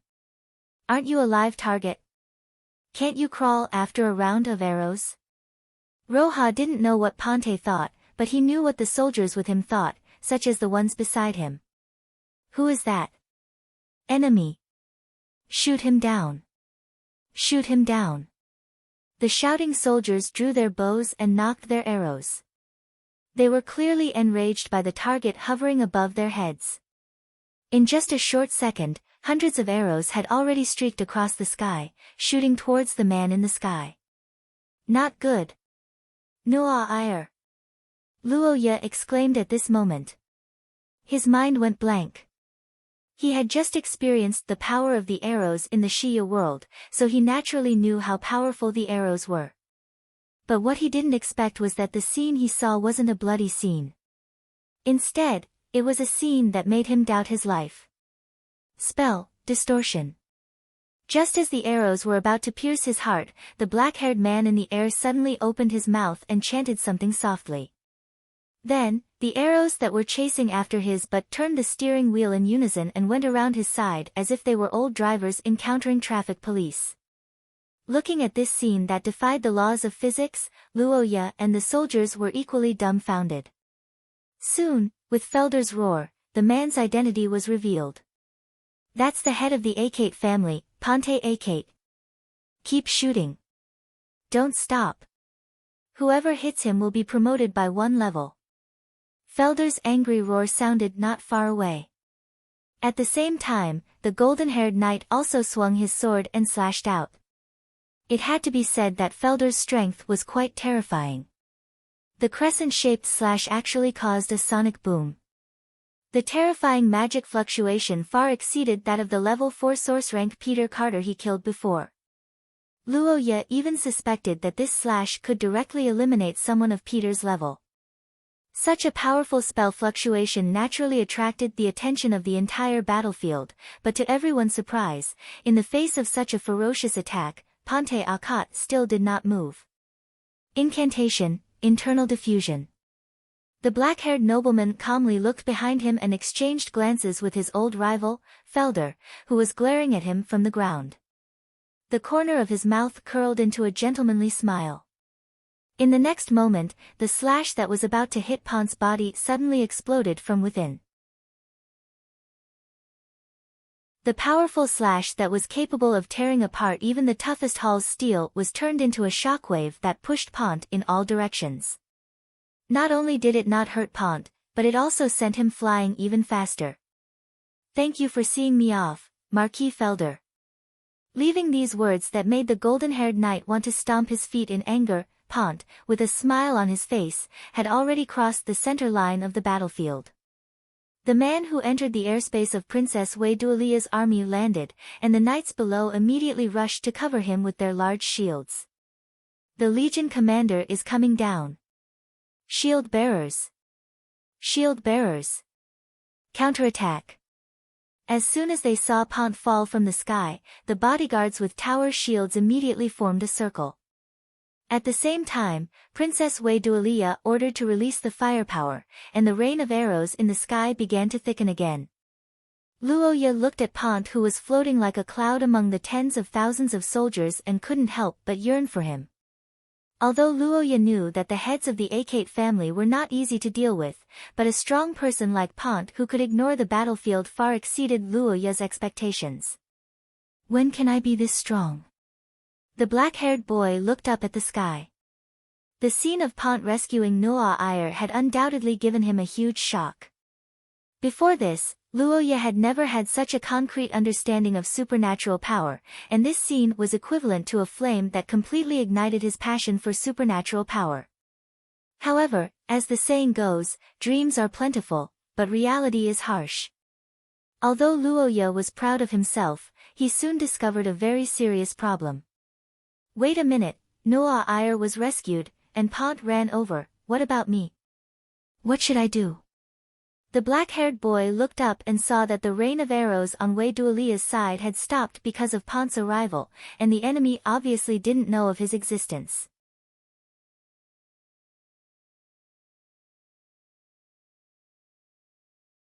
Chapter 85. Wei Dualia, I've brought the girl back. On the battlefield, a black-haired man descended from the sky with a young girl in his arms, landing directly in the middle of the shield formed by the soldiers. Wei Dualia, who was commanding the battle on the front lines, passed command to his adjutant and appeared before Ponte, who had just returned from the enemy's camp. At this time, Her Highness was different from when she was in the labyrinth. There was no trace of arrogance on her face, and on the contrary, there was obvious concern. Although Wei Dualia had always been an elegant and well-behaved girl in front of outsiders, and it was normal for her to wear a mask, she was sincere at this time. Ponte's lone troop infiltration seemed easy, but it was actually very dangerous. In the enemy camp, Prince Vader and Marquis Felder's strength were comparable to Ponte's, but with the advantage of the School of Spells and Ponte's wonderful use of curses, he was able to go through the motions in front of both of them. Without a doubt, this rather heroic action not only made Luo Ye's blood boil, but also deeply captured the heart of a certain someone, and greatly boosted the morale of the soldiers. "Welcome back, Master. What's wrong with this child?" Wei Dualia came to Ponte's side, who secretly heaved a sigh of relief after landing on the ground, and was immediately attracted by the young girl he was holding by the waist. Wei Dualia's eyes narrowed when he realized that the new royal blood was actually a young girl, and before the man could say anything, he directly snatched the girl away. Although Ponte was a proper person, everyone had some fetishes. Due to the price, Ponte's fetish for women was always publicly known in Wei Dualia, and this tragic situation where there was no secret could be said to be Wei Dualia's trump card to control Ponte. Her Highness was very vigilant, and Ponte was very innocent. He was afraid that Wei Duolia would misunderstand, so he held the girl by the waist, but he didn't expect this measure to be ineffective. I'm not, I really. Sigh, forget it. Ponte's eyes swept across the surrounding soldiers, and in the end, he didn't say anything, but he knew that it was useless. Wei Duolia probably wouldn't listen, because she was busy looking at her new relative. The moment she snatched the Noa Iyer from Ponte and turned it over, Wei Duolia's body froze. The face that was full of holiness, golden hair that seemed to glow, and a slender and beautiful body. The first time Luoya saw the Noa Iyer, the princess was stunned, but that wasn't the reason why she froze. The reason why she was so shocked, because the resemblance was too great. Yes, Noelle and Victoria were too similar. Whether it was their faces or temperament, it was as if Victoria had been regressed by 10 years. If not for the difference in age, Victoria would even suspect that she was a twin or a triplet when she was born. What's going on? Why does the illegitimate child look so much like her? Ponte, who witnessed Wei Duolia's actions from the side, was also stunned. When he was saving the princess, Ponte's mind was focused on the enemy, and he didn't pay much attention to the girl's face. Now, he was full of questions. How could they look so similar even though they didn't share the same mother? Was the royal bloodline so strong? Wait, why is she unconscious? I don't know. She was unconscious when I saved her. Did Vader do something? No, this child is having a high fever. It's the bloodline. She's going to be promoted. As an experienced person, Wei Duolia immediately figured out the reason after examining the Noa Iyer's body. Then, she couldn't help but widen her eyes, and for the second time, her expression was full of surprise. The current generation of Heathcliff's successors were Wei Duolia and Vader. Both of them were praised as geniuses since they were young, and their extraordinary talents were also among the top in the entire history of the family. Even so, the two of them were promoted to silver at the age of 13. How old was the unconscious girl in front of her now? 11? Or 12? Wei Duolia wasn't sure, but she knew one thing, and that was that this long-lost clansman had incredible talent. As long as she was carefully nurtured, she would become a big figure in the human world in the future. She had to protect her life, guide her to promote, and never let her fall into Vader's hands. Wei Duolia, whose willpower was unprecedentedly strong, reached out her hand. Under the guidance of the source substance of mercy, the holy light began to slowly channel the accumulated bloodline power in Noa Iyer's body. Ponte was relieved when he saw this. He didn't look at the two girls who looked like sisters anymore. Instead, he turned to check the situation at the front line and took out a rainbow-colored gem. The secret labyrinth treasure, the ancestral artifact of the Akkad family. Although it was slightly flawed, its power was still far beyond imagination. Even though Queen Victoria's army looked ferocious, it was mainly because they had the advantage of a surprise attack. If they were to clash head-on with Vader's personal guards, they wouldn't be able to defeat them. In fact, they might even be defeated again. Due to the good relationship between the Patriarch, Ferd, and Vader, the Eric family had invested a lot in this rebellion. Coupled with the pagan forces that had been entrenched in the capital for a long time, the combination of these two forces was unstoppable. On the other hand, the Akkad family, which supported Wei Duolia, had their private army completely blocked outside the city. Since they couldn't win, they might as well not fight and preserve their strength while waiting for the return of the Holy See. This was Ponte's strategy. As soon as he returned, he began to activate the secret labyrinth treasure to summon the thick fog back. Boom! Unfortunately, Ponte's thoughts were immediately discovered by the other party. From 1,000 meters away, Ponte looked at the golden-haired young man and felt as if a lifetime had passed. Although it hadn't been long, Ponte had actually been Vader's teacher. In his opinion, this young man had enough talent to be a true genius. However, some things happened that changed Vader's mind and gradually led him and Wei Duolia to different paths. You're tuning into the Blissful Bookshelf YouTube channel. We're so grateful for your support, and don't forget to subscribe to join us on this incredible journey through captivating stories.